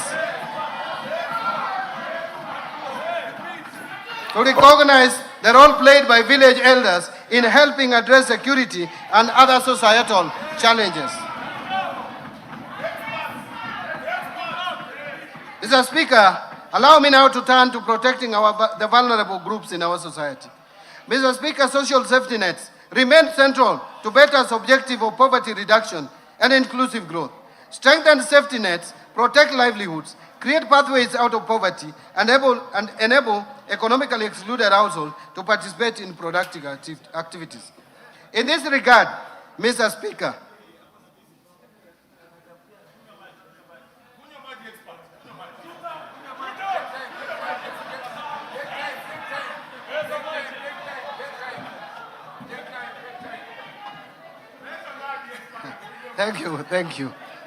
Thank you, Mr. Speaker. In this regard, I propose 41.8 billion to protect the vulnerable Kenyans, including 24.6 billion for cash transfers to the elderly persons, 8.9 billion for cash transfers to orphans and vulnerable children, and 1.5 billion for cash transfers to persons living with severe disabilities. These measures provide immediate relief and sustain basic consumption. And Mr. Speaker, the allocation also includes 4.3 billion for the Kenya Hunger Safety Net Program, 550 million for the National Fund for the Disabled of Kenya, 1.1 billion for the Child Welfare Society of Kenya, and 200 million to support autism and albinism programs in order to strengthen social protection and community support systems. Under equity, poverty reduction, women and youth empowerment. Mr. Speaker, anchored on the Kenya Young People's Agenda, we are funding key government interventions that will equip young youth with entrepreneurial and life skills, promote local and international employment, and unlock opportunities for youth-owned MSMEs. Mr. Speaker, the government will also fund initiatives that advance gender equality by promoting meaningful inclusion of women in decision-making, enhancing their economic empowerment, and in intensifying efforts to eliminate gender-based violence and harmful practices such as female genital mutilation. Mr. Speaker, to empower youth, women, and constituencies across the country, I propose 110.2 billion for targeted initiatives. This includes 12.5 billion for the National Youth Service, 4.9 billion to National Youth Opportunity Towards Advancement, that is NYOTA project, 1.6 billion for Youth Employment Support Program, and 1 billion for film development services. These investments will spur skills development, civic engagement, and growth in creative industry. Mr. Speaker, to support women and girls, I propose 402 million for the Women Enterprise Fund and 4.9 billion for the National Government Affirmative Action Fund to enhance their inclusion, dignity, and economic participation. Mr. Speaker, to promote regional equity and strengthen local development, I propose 61.8 billion for the National Government Constituency Development Fund, 10.3 billion for the Equalization Fund to finance programs in marginalized areas, and 10.5 billion for the Kenya Devolution Support Program number 2. In stimulating tourism growth, sports, culture, recreation, and arts. Mr. Speaker, sports and arts are vital for national identity, youth empowerment, and economic diversification. We will therefore promote sports at all levels, enforce international anti-doping standards, and commercial and indigenous knowledge to create livelihood opportunities. To harness national talent and promote Kenya as a regional cultural hub, I propose 45.6 billion for sports, culture, recreation, and tourism, including 25.2 billion for sports, arts and social development fund, 14.3 billion for the tourism fund, and these allocations will stimulate jobs, community development, and foreign exchange earnings. Under environment protection or environmental protection, water and natural resources, Mr. Speaker, environmental conservation, climate resilience, forest reforestation, biodiversity protection, and land restoration are central to sustainable development. Access to clean water, improved sanitation, and expanded irrigation are equally crucial for health, productivity, and agricultural growth. Towards this end, I propose an allocation of 124.8 billion for the cluster. And Mr. Speaker, to safeguard ecosystem and tackle climate risk, I propose 13.4 billion for forest resources conservation and management, 1.7 billion for forest research and development. I also propose 3.2 billion for tree growing campaign. Mr. Speaker, I further propose 4.7 billion for environment management and protection, 8.9 billion for the Kenya Financing Locally Led Climate Action Project, FLOCA, and 1.8 billion for meteorological service. Mr. Speaker, in order to support solid waste management in Nairobi, I propose 2.5 billion and 1 billion for the removal of asbestos as well. Additional targeted allocations in this sector include 13 billion for wildlife security, conservation and management, 1.2 for wildlife research and development, 1.1 billion for human-wildlife conflict compensation, 800 million for wildlife insurance. And these investments protect natural capital that underpins tourism and rural livelihoods. Mr. Speaker, to expand water infrastructure and ensure water security, I propose 51.5 billion for water and sewerage infrastructure development, 6.3 billion for water resource management, 2.5 billion for water storage and flood control. Mr. Speaker, to promote irrigation development in the country and reduce reliance on rain-fed agriculture, I propose 1.1 billion for irrigation and drainage development, 1.8 billion for large-scale commercial irrigation development, 3.3 billion for community-managed irrigation development, 3 billion for public irrigation schemes, 1.6 billion for revitalization of irrigation in nasal areas, and these allocations will improve access, productivity, and resilience in agriculture and settlement. Now, improving governance and sustaining the fight against corruption. Mr. Speaker, strong institutions and adherence to the rule of law are prerequisites for sustainable development. Effective governance strengthens investor confidence and ensures efficient delivery of public services. To strengthen accountability and the rule of law, I propose 5.1 billion for the Ethics and Anti-Corruption Commission, 7 billion for the Office of the Director of Public Prosecutions, 6 billion to the State Law Office, 9.8 billion for the Office of the Auditor General, and these allocations will intensify anti-corruption efforts and reinforce public sector integrity. Mr. Speaker, to enhance parliamentary oversight and legislative functions, I propose 50.9 billion for Parliament. Further, to support administration of justice, I propose 30.4 billion for the judiciary. These allocations are essential to uphold democracy, transparency, and citizen trust in public institutions. Now, allocations to county governments. Mr. Speaker, the government remains committed in supporting devolution through intergovernmental fiscal transfers in line with Article 202 of the Constitution. I therefore propose to allocate 428 billion in equitable share, which shall be transferred to the respective county governments as per the first basis formula during the financial year 26-27. The 428 billion represents 21% of the most recently audited revenues for the financial year 22-23, way higher than the minimum of 15% prescribed in Article 203(2) of the Constitution. Mr. Speaker, including the additional allocation from the national government share of revenue of 16.6 billion to the proposed shareable of 428 billion, implies that the county government will receive a total of Kenya shillings 444.6 billion, just a few billions, less than about 5 billion less than what is in the 10-point agenda.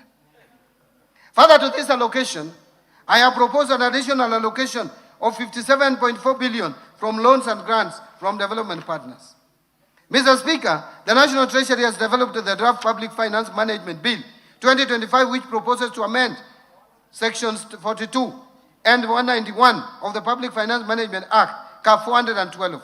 These amendments aim to provide for submission of two separate bills, one on the county government's additional allocations, national government share of revenue bill, and the other on proceeds from loans and grants from development partners bill. This will mitigate delays in the approval and disbursement of county government's additional allocations. Now let me speak or talk about equalization fund. Mr. Speaker, to support implementation of projects in the marginalized areas, 10.3 billion has been proposed as an allocation to the equalization fund in the financial year 26-27. Mr. Speaker, now I turn to county government's pending bills. Mr. Speaker, the growing stock of pending bills in county government poses a fiscal risk. As of 30th June 2025, county governments reported outstanding pending bills of 183 billion. And Mr. Speaker, during its 27th ordinary session, the Intergovernmental Budget and Economic Council, IBEC, approved and adopted the county government's pending bills action plan submitted by the Controller Budget. The Council directed all county governments to customize and implement their respective pending bills action plans to progressively reduce the stock of pending bills. I urge county governments to ensure full implementation of the agreed action plans. Now let me turn to taxation measures. Having talked about expenditure, the money being allocated here and there, now it is the time to see where money is coming from. Taxation measures. Mr. Speaker, following the tragic events of 25th June of 2024, which I hope will never be repeated again in this country, a day that remains etched in our hearts, government was reminded of the need to always listen to the voices of our citizens. As I mentioned at the beginning of this statement, I championed public engagements with Kenyans of all walks of life while putting together this budget and the supporting policy measures. Mr. Speaker, over the last 1 month, focus has been more on the Finance Bill 2026. And like I mentioned, I engaged Kenyans widely in town hall meetings, various media stations, Bunge la Mwananchi at Jivanji Gardens here in Nairobi, Ongata Rongai in Kajiado, comrades at the University of Nairobi, Citizen Digital Express, just to mention but a few. I wish to thank all Kenyans who took time to attend these forums and engage with me. My assurance is that their voices have been reflected in the proposal that I'm presenting today. Mr. Speaker, in preparing these proposals, I have been guided by the overriding principle of placing the well-being of the common Mwananchi first. In this regard, I have deliberately chosen not to introduce new taxes or increase tax rates that would further overburden the hardworking Kenyans and their families. Instead, the measures are focused on reforms that improve efficiency in tax collection, create a fairness in the tax system, and broaden the revenue base without burdening the Mwananchi. Mr. Speaker, allow me to share a striking reality. Today, only 3.1 million working Kenyans contribute to pay as you earn. Yet, millions of other Kenyans that make money in our economy do not contribute to the taxes we collect. Many of these people have been filing nil returns year after year. The burden of developing this country has therefore been on a few of us. And Mr. Speaker, that this must change. We shall continue to broaden our tax base, a process that will help us lower tax rates to ease burden on the few that are tax compliant. Mr. Speaker, to support financing of the 2026-27 budget, I will today present highlights of two sets of proposals. The first set of proposals relates to custom measures agreed upon by the East African Community Ministers, Cabinet Secretaries responsible for finance and economic affairs during this year's pre-budget consultations held in Arusha, Tanzania on 15th May 2026, and which we will conclude this coming weekend. The measures agreed upon target to support local manufacturing, promote value addition, strengthen industrial competitiveness, enhance food security, protect jobs, and align the regional tariff structure with Kenya's economic development projects. The second set of proposals are contained in the Finance Bill of 2026. These measures are guided by three key principles. First, efficiency, to ensure tax collection is done with minimal leakages and ease compliance. Second, fairness, to ensure that the tax burden is shared equitably among all. And third, simplicity, to ensure that compliance with tax laws is straightforward, transparent, and predictable for all Kenyans. Mr. Speaker, the measures I present today, majority of which are targeted to simplify tax compliance and strengthen tax administration, are expected to yield an additional Kenya shillings 98.9 billion in terms of revenues. So let me turn to custom measures. Mr. Speaker, allow me to express my sincere appreciation to this House for the approval granted to the custom measures on 8th of May 2026, which are subsequently presented during the pre-budget consultations held in Arusha, Tanzania on 15th May of 2026. I wish to inform this House that all those measures were subsequently adopted by the East African Community Ministers, Cabinet Secretary responsible for finance and economic affairs. These measures will take effect from 1st July 2026. I will now highlight some of them. Mr. Speaker, high production costs continue to constrain growth and competitiveness of local industries, particularly where manufacturers rely on imported inputs that are not available locally. To lower the cost of production for our local industries and make locally produced goods affordable, Kenya secured an approval at the region to continue applying a 0% duty remission on selected inputs used in manufacture of pharmaceutical products, roofing materials, automotive parts for vehicles and motorcycles, and cold rooms for preservation, leather processing, and the assembly of smart mobile phones. Laptops and tablets. Kenya also secured approval to continue applying a duty remission rate of only 10% on selected inputs used in furniture and door manufacturing, as well as completely knocked down kits for assembly of motorcycles. Through these measures, jobs created by the industries in these categories remain protected to support livelihood of our people. Mr. Speaker, food security is one of the pillars under the bottom-up economic transformation agenda, and therefore remains a national priority. To support affordability of food and animal feeds by Kenyans, Kenya was allowed to continue importing wheat at a duty remission rate of 10% instead of the common external tariff rate of 35%. Continue importing imports for manufacture of animal feeds. I want to repeat. Continue importing inputs for manufacture of animal feeds duty-free under the East African Community Duty Remission Scheme, and apply a 0% import duty on dates consumed by our Muslim brothers and sisters during the period of Ramadan in 2027. Kenya also secured approval to continue applying an import duty of 35% or $200 per metric ton, whichever is higher, on imported rice instead of the common external tariff rate of 75% or $345 per metric ton. Mr. Speaker, to promote value addition of products locally grown by our farmers, Kenya was allowed a stay of application of East African Community common external tariff rates and apply a duty rate of 35% or equivalent specific duty rates on selected processed food products, including preserved vegetables, peas, sweet corn, tomato products, sauces, jams, edible oils, malt extract, and other prepared food products. This will cushion the local industries from imported products and make Kenyan products more competitive in the domestic market.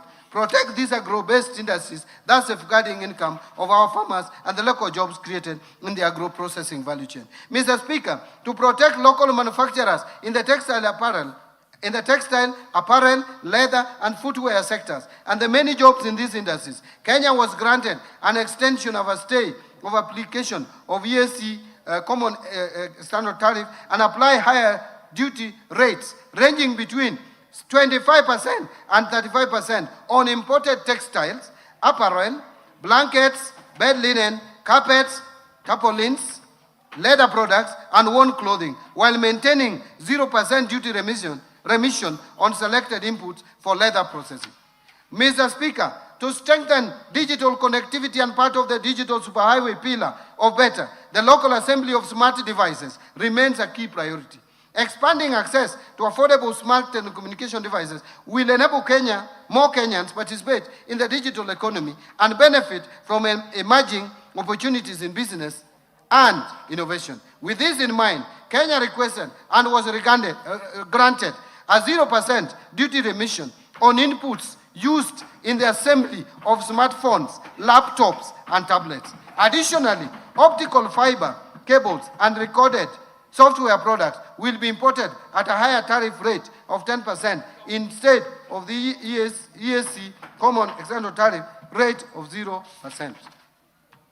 Mr. Speaker, to lower the cost of construction materials for the delivery of affordable housing as part of BETTER priorities, Kenya was allowed to continue applying 0% duty remission on selected inputs for the manufacture of roofing materials and related industrial products. Further, to protect local industries that manufacture steel products, aluminum products, pipes, electrical equipment, ceramic tiles, and other construction materials, Kenya was also allowed to continue applying stays of application at duty rates ranging from 25% to 35%, together with equivalent specific duty rates where applicable, to discourage under declaration of import values.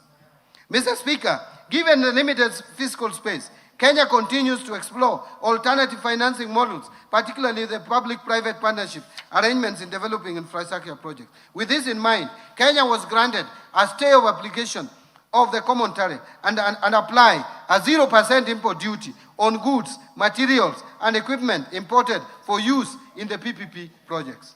Mr. Speaker, local assembly of motor vehicles and the manufacturing of automotive parts continue to create jobs for Kenyans. In this respect, Kenya applied to protect these industries and the associated value chain. Kenya was granted a 0% duty remission on selected inputs used in the manufacture of automotive parts.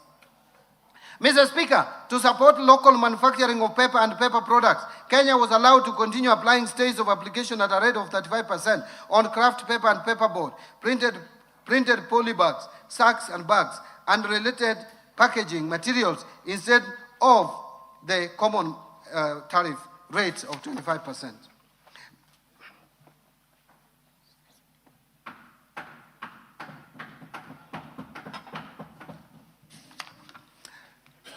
Mr. Speaker, to protect local manufacturers of household and industrial products and the jobs therein, Kenya will continue to the stays of application under the common tariff rates and apply rates ranging from 25 to 35%, together with equivalent specific duty rates where applicable on products including LPG stoves, cookware, aluminum products, steel products, electrical equipment, and related manufactured goods.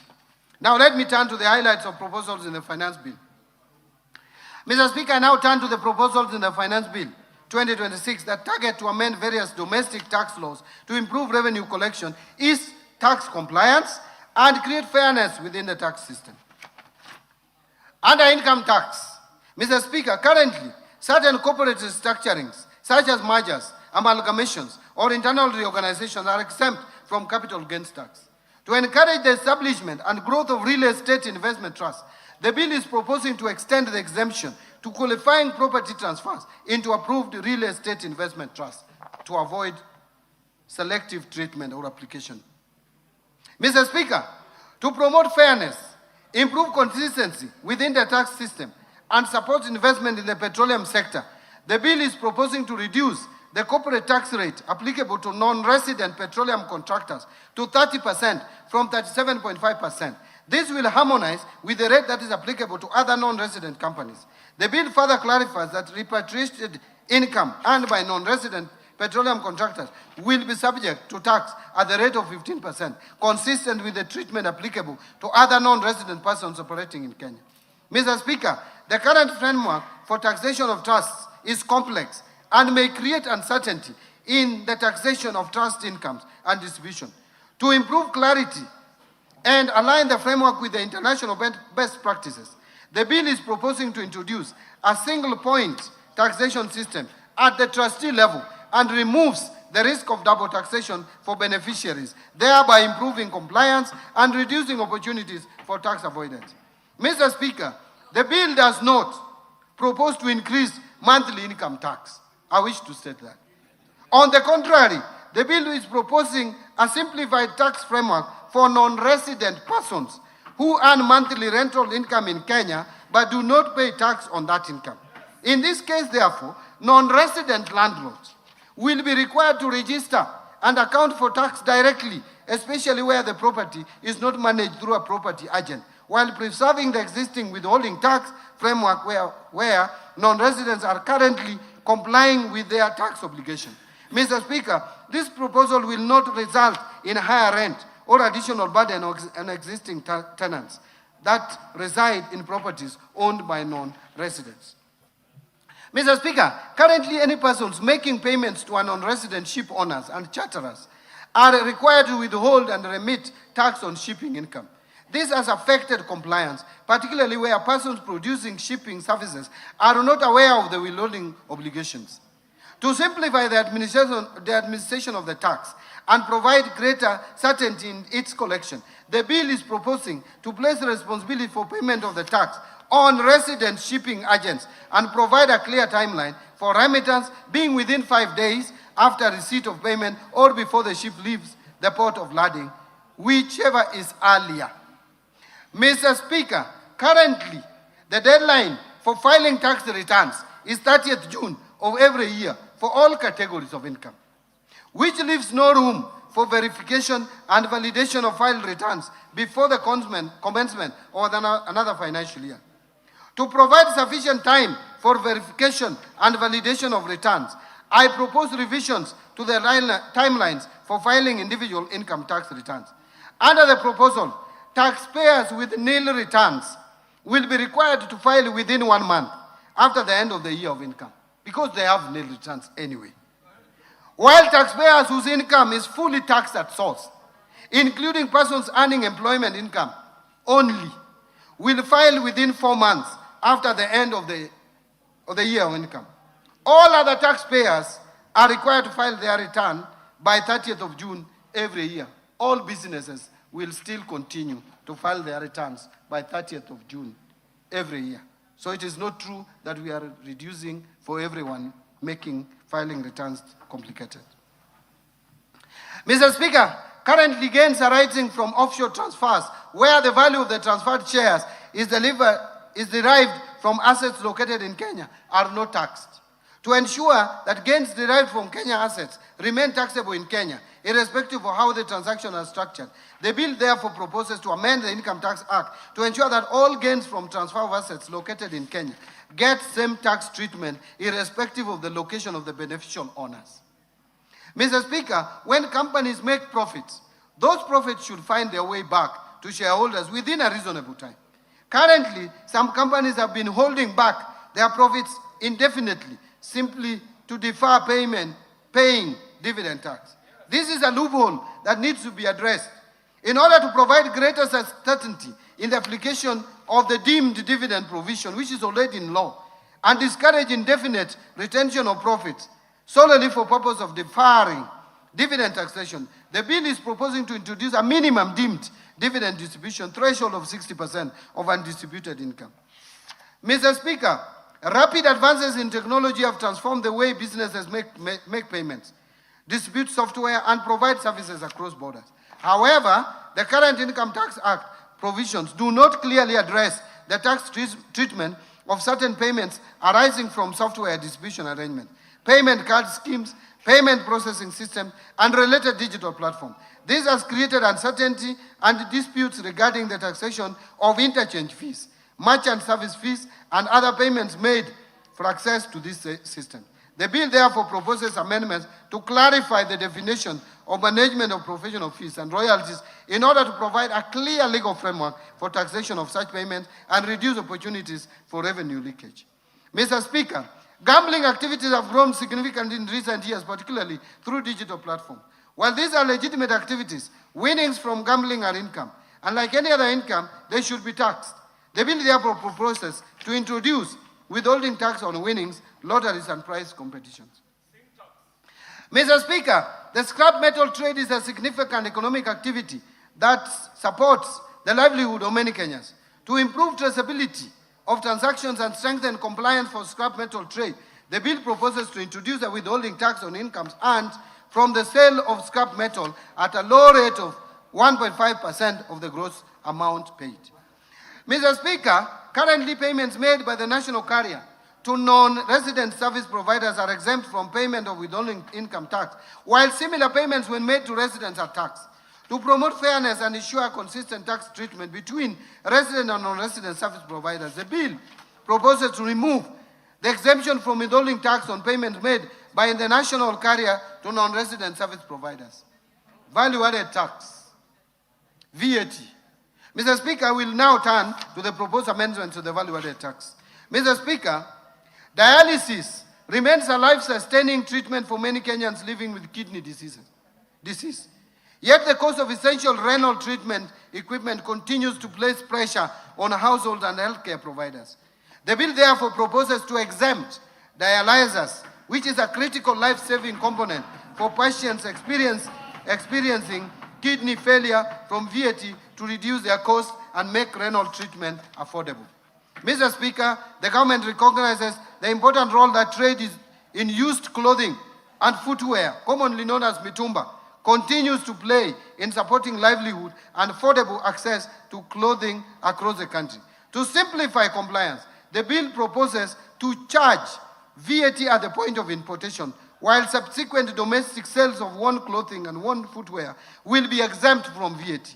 This means that mitumba traders selling to everyday Kenyans will not be burdened with VAT obligations. Contrary to what is being said out there, we are making mitumba more and more cheap because there will be no multiple VATs. You only pay once at the point of entry. Mr. Speaker, currently passengers arriving at the ports of entry in Kenya are allowed VAT exemption on value of goods not exceeding only $300. This threshold has remained unchanged and has not kept pace with the current realities. The bill therefore is proposing to increase the VAT exempt threshold on value goods for passengers arriving at the ports of entry from $300 to $2,000. Mr. Speaker, the scrap metal sector plays an important role in supporting local manufacturing and recycling activities, but presents significant challenges in administration of input VAT.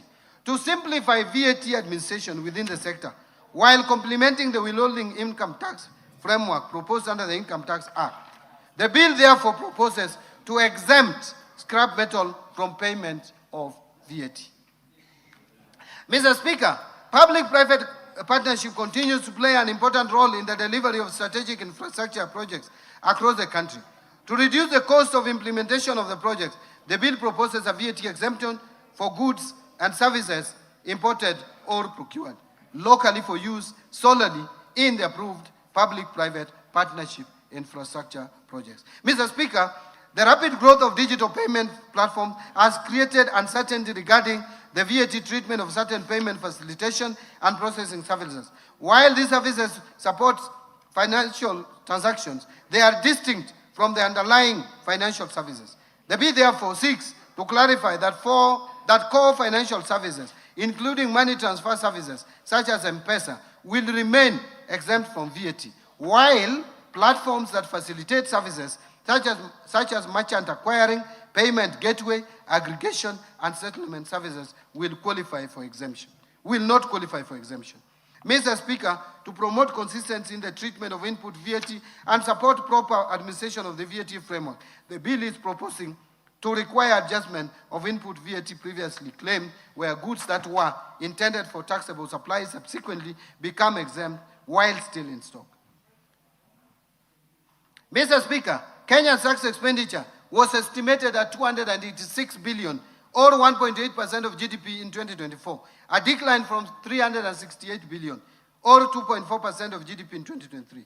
But Mr. Speaker, to further reduce tax expenditures, I propose to rationalize some of the existing incentives, such as to remove VAT exemption on certain goods and services currently exempt, including denatured ethanol, direction finding compass, affordable housing construction inputs, tourism facility construction inputs, and aircrafts of Chapter 88, excluding parts and large aircrafts of over 2,000 kilograms. These are what we call choppers, helicopters. We are removing them from VAT exempt. But aircraft parts will still enjoy VAT exemption. To exclude from VAT exemption spare parts applicable to official aid-funded projects to reduce opportunities for misuse of the exemption. So we exempted the vehicles, but not the parts. Transfer selected supplies from zero-rated status to VAT-exempt status in line with the national tax policy objective of limiting zero rating primarily to export. To exempt mobile phones from VAT as part of the simplified taxation framework for mobile phones outlined under the proposal under Excise Duty Act. So when we talk of excise duty on phones, moving from 10% to 25%, they talk about that, but they fail to say that we are removing VAT on mobile phones from 16% to nothing. So the above measures are expected to further lower tax expenditures as a share of GDP, hence revenue collection. Excise Duty Act. Mr. Speaker, we now turn to the proposed amendments to the Excise Duty Act. Mr. Speaker, currently, more Kenyans are drinking bottled water in both urban and rural areas. The bill is proposing to remove excise duty of 6 shillings and 41 cents per liter of bottled water. We are removing excise duty on bottled water. Mr. Speaker, it is expected that the vendors of bottled water will pass this benefit to the ordinary citizen by lowering the price of bottled water because it has ceased to be a luxury. Mr. Speaker, mobile phones have become essential tools for enhancing communication, access to information, and delivery of services. They support among others, education, businesses, financial services, e-commerce, healthcare, and social interaction, while also promoting digital inclusion, productivity, and social economic development. Mr. Speaker, to further encourage use of mobile phones in the country, the bill is proposing to simplify taxation of mobile phones by replacing the existing multiple taxes and levies with a single excise duty charged at the rate of 25% at the point of activation on any telecommunications network. This measure will lower the prices of mobile phones in the country. I heard another leader saying 25%, but I'm asking, why is he complaining about 25%? Does he want us to remain at 55.5%? Because that is the rate as at today. Mr. Speaker, in recognition of health risk associated with excessive sugar consumption, the bill proposes to increase excise duty on sugar-sweetened beverages from 14 shillings per litre to 20 shillings per litre. Mr. Speaker, in support of public health, the bill also proposes to adjust excise duty rates on other manufactured tobacco and tobacco substitutes, tobacco extracts, and essences from 11,382 shillings per kilogram to 12,550 per kilogram. While the excise duty rates applicable to cigars, churros, cigarillos, I don't consume this, so I have difficulty in reading, containing tobacco or tobacco substitutes will be adjusted from 16,260 shillings per kilogram to 18,000 shillings per kilogram. I don't know whether Honorable Mboko knows about this more than I do. Mr. Speaker, betting on horse trading is currently exempt from excise duty. In order to create fairness in the taxation of betting and gaming activities, the bill is proposing to remove this exemption. Further, to expand the scope of taxation, the bill proposes to amend the definition of gaming wallets to include land-based betting and gaming activities. Mr. Speaker, to promote fairness and consistency in the taxation of similar products, the bill is proposing to harmonize excise duty treatment within the alcoholic beverages sector by removing the preferential excise duty rate of Kenya shillings 10 per centiliter of pure alcohol for alcoholic beverages manufactured by small independent brewers. Mr. Speaker, in the Finance Act of 2025, excise duty rate for undenatured extra neutral alcohols applied to licensed manufacturers of spirituous beverages was set at 500 shillings per litre. To support manufacturers in this sector, the bill proposes to reduce the applicable excise duty rate to 80 shillings per litre. And in addition, the bill proposes amendment to clarify that this rate is applicable to both locally purchased and imported undenatured extra neutral alcohol supplied to licensed manufacturers. Mr. Speaker, to address environmental externalities, the bill proposes to introduce excise duty on coal at the rate of 5% of the excisable value. The bill also proposes to extend excise duty on plastic articles for locally manufactured products in order to promote consistency in tax treatment. And Mr. Speaker, the bill further proposes to establish a clear excise duty taxation framework for vintage and collector vehicles. This proposal relates to vehicles whose year of first registration is at least 30 years before the date of purchase and whose value is at least 10 million shillings. Tax procedures.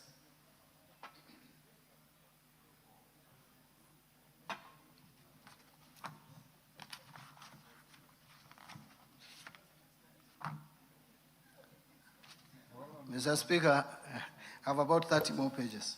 Nobody's complaining. Looking at the time.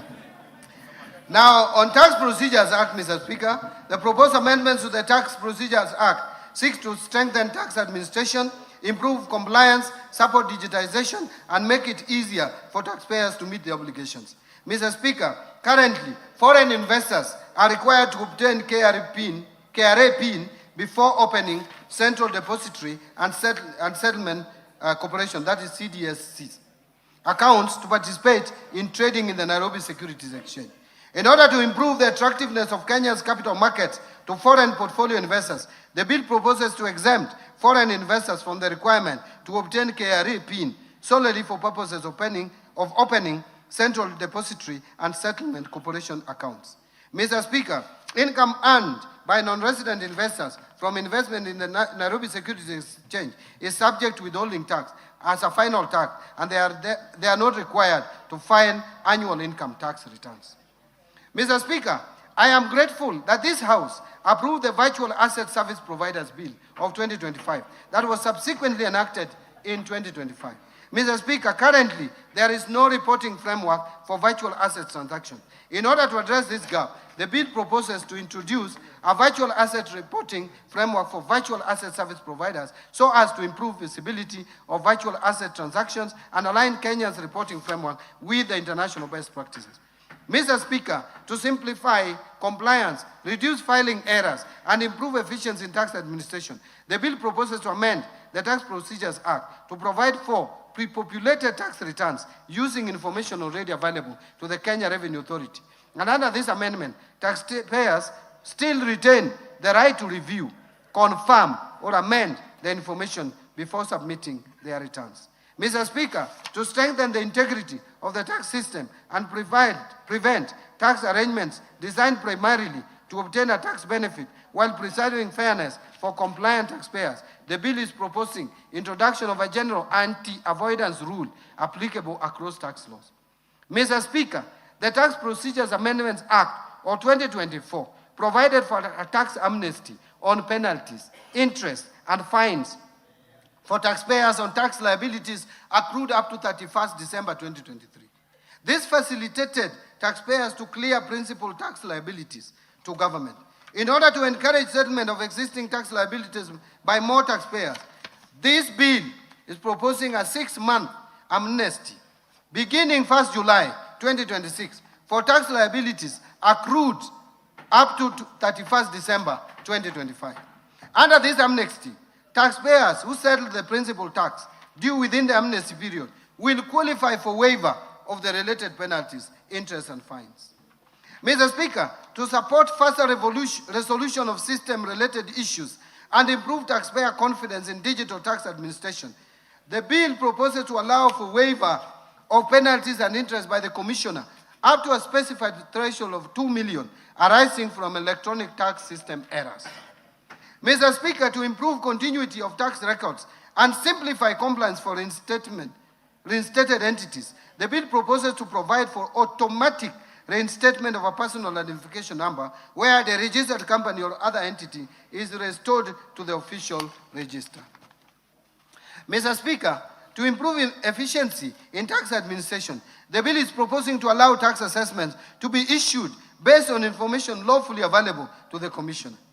Mr. Speaker, to further line enforcement of tax compliance, the bill is proposing to amend the Tax Procedures Act to clarify that enforcement of tax collection when a tax appeals tribunal or a court judgment on a tax dispute is in favor of the Commissioner shall only be suspended where a stay order has been granted.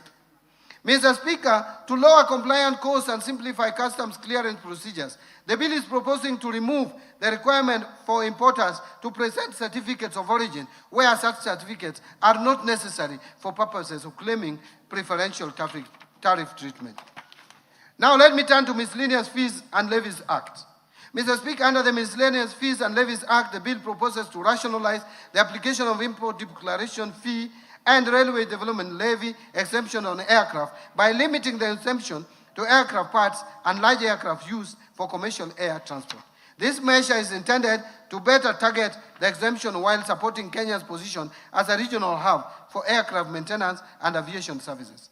Mr. Speaker, the bill is also proposing amendments to clarify the application of customs procedures to all fees and levies imposed under the Miscellaneous Fees and Levies Act.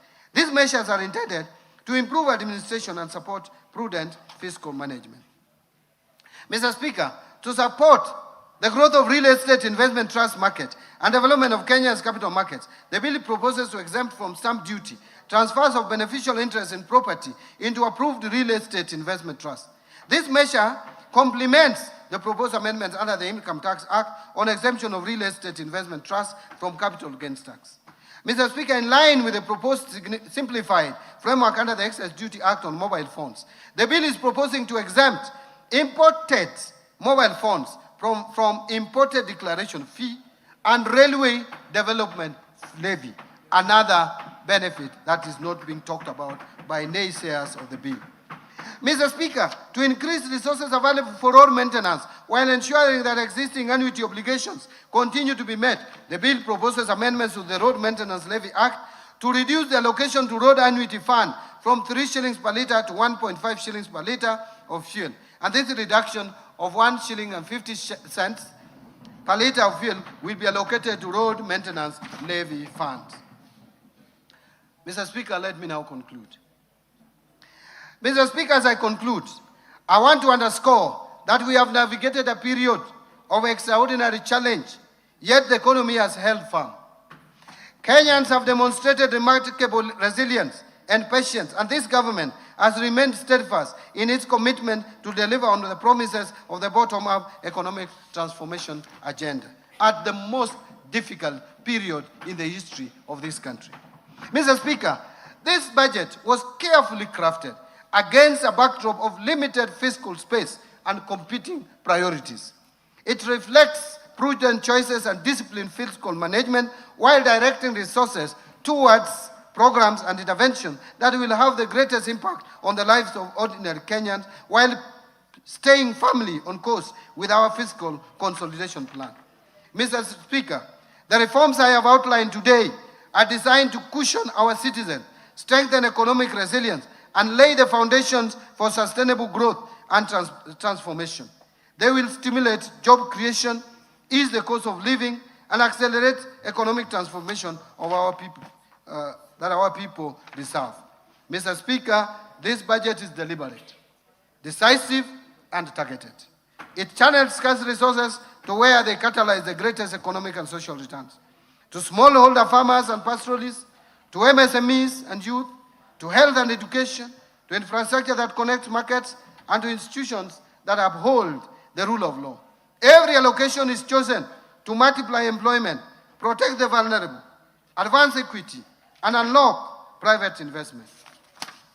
By prioritizing inclusive bottom-up growth, we will not only sustain recovery, but accelerate shared prosperity across Kenya. This is therefore a budget for Mwananchi. This is a budget for the people. I call upon honorable members and all Kenyans to stand behind its implementation as we work together with purpose and resolve towards our shared prosperity. Together, we can translate these investments into jobs, higher incomes, and a better future for every Kenyan. At this point, Mr. Speaker, I wish to thank His Excellency the President, Dr. William Samoei Ruto, and His Excellency, the Deputy President, Professor Kithure Kindiki, for their unwavering support, leadership, and counsel as we prepared this budget. I am forever grateful to His Excellency the President for the support he has given me and my ministry. I am also greatly indebted to the Prime Cabinet Secretary, the Attorney General, my fellow Cabinet Secretaries, all the Principal Secretaries, accounting officers, and all personnel across government ministries, departments, and agencies who have diligently contributed to the development of financial year 26-27 budget. Allow me to thank you, Honorable Speaker of the National Assembly, and your counterpart in the Senate, the majority and minority leaders, and the entire House leadership, including the respective clerks, for supporting the approval process of the financial year 26-27 budget. My sincere thanks to honorable chairs and members of both the Budget and Appropriations Committee and the Finance and National Planning Committee and all other departmental committees of this House, as well as the staff of the Parliamentary Budget Office, for their constructive inputs and leadership during the approval process of this budget. I appreciate in a special way Dr. Chris Kipto, the Principal Secretary for the National Treasury, and the staff of the National Treasury who have worked tirelessly, hard, and long hours to ensure that this budget and the supporting documents are prepared and supported and submitted within the legal timelines. I also wish to appreciate my two other Principal Secretaries at the National Treasury, namely Dr. Boniface Barasa Makoha, the Principal Secretary for State Department for Economic Planning, and Mr. Cyril Wagunda Odede, the Principal Secretary for State Department of Public Investment and Assets Management, and their respective staff for the support during the preparation and finalization of the budget for financial year 26-27. My sincere appreciation also goes to the Governor of the Central Bank of Kenya, the Commissioner General of the Kenya Revenue Authority, as well as the management and staff of both institutions, and all MDAs for their valuable contributions to the budget process. My gratitude to our multilateral and bilateral development partners for their continued technical and financial support. I also thank the private sector for their participation and contribution in the budget process. I wish to appreciate the members of the Fourth Estate and all non-state actors for the active engagement and participation in the financial year 2026-27 budget process. Mr. Speaker, I cannot forget to mention this. My sincere thanks also goes particularly to my dear wife, Madam Rhoda Mbadi, and my children who have remained my pillar. In the course of the year, calls of duty would be challenging, but when I got home, I felt relaxed among them. I will forever be grateful for their support, inspiration, and prayers as I executed my duties at the National Treasury.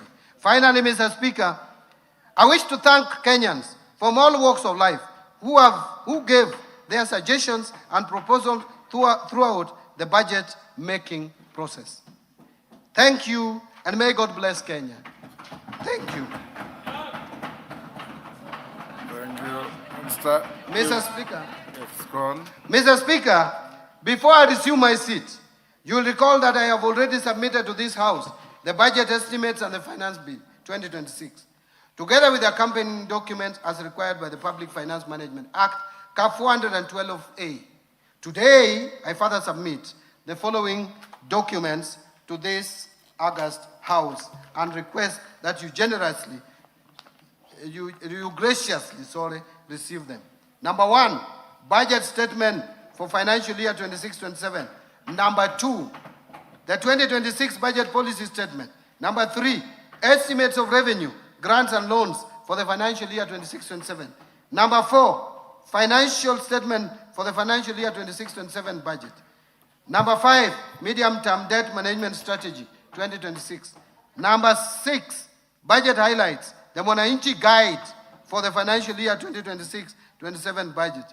And I believe we have put here also the Kiswahili version. Number 7, statistical annex to the budget statement for the financial year 26-27. Thank you, Honorable Speaker. Thank you, honorable members.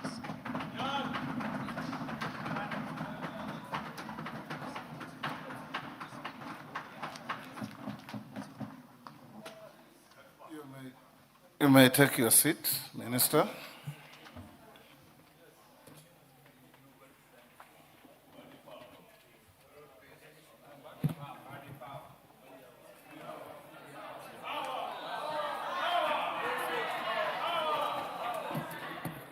Order. Honorable members, I wish to thank the Cabinet Secretary for National Treasury for ably making a public pronouncement of the budget highlights for the national government for the financial year 2026-27 and the medium term and the revenue-raising measures. In this regard, honorable members, I confirm that in conformity with the provisions of sections 39 and 39A of the Public Finance Management Act, CAP 412A, and the Standing Order 244C, the Cabinet Secretary has submitted to the National Assembly the relevant legislative proposals necessary to actualize the revenue-raising measures to finance the 2026-2027 budget. This has since culminated in the Finance Bill 2026, which is under consideration by the House. Honorable members, it is now my pleasure to invite all honorable members, the Cabinet Secretary for the National Treasury and Economic Planning, other Cabinet Secretaries, representatives of the Judiciary, members of the Diplomatic Corps, and all invited guests to a reception at the Parliament courtyard hereafter. Honorable members, the time now being 6:13, the House now stands adjourned until Tuesday, 16th June 2026 at 2:30 p.m. I thank you.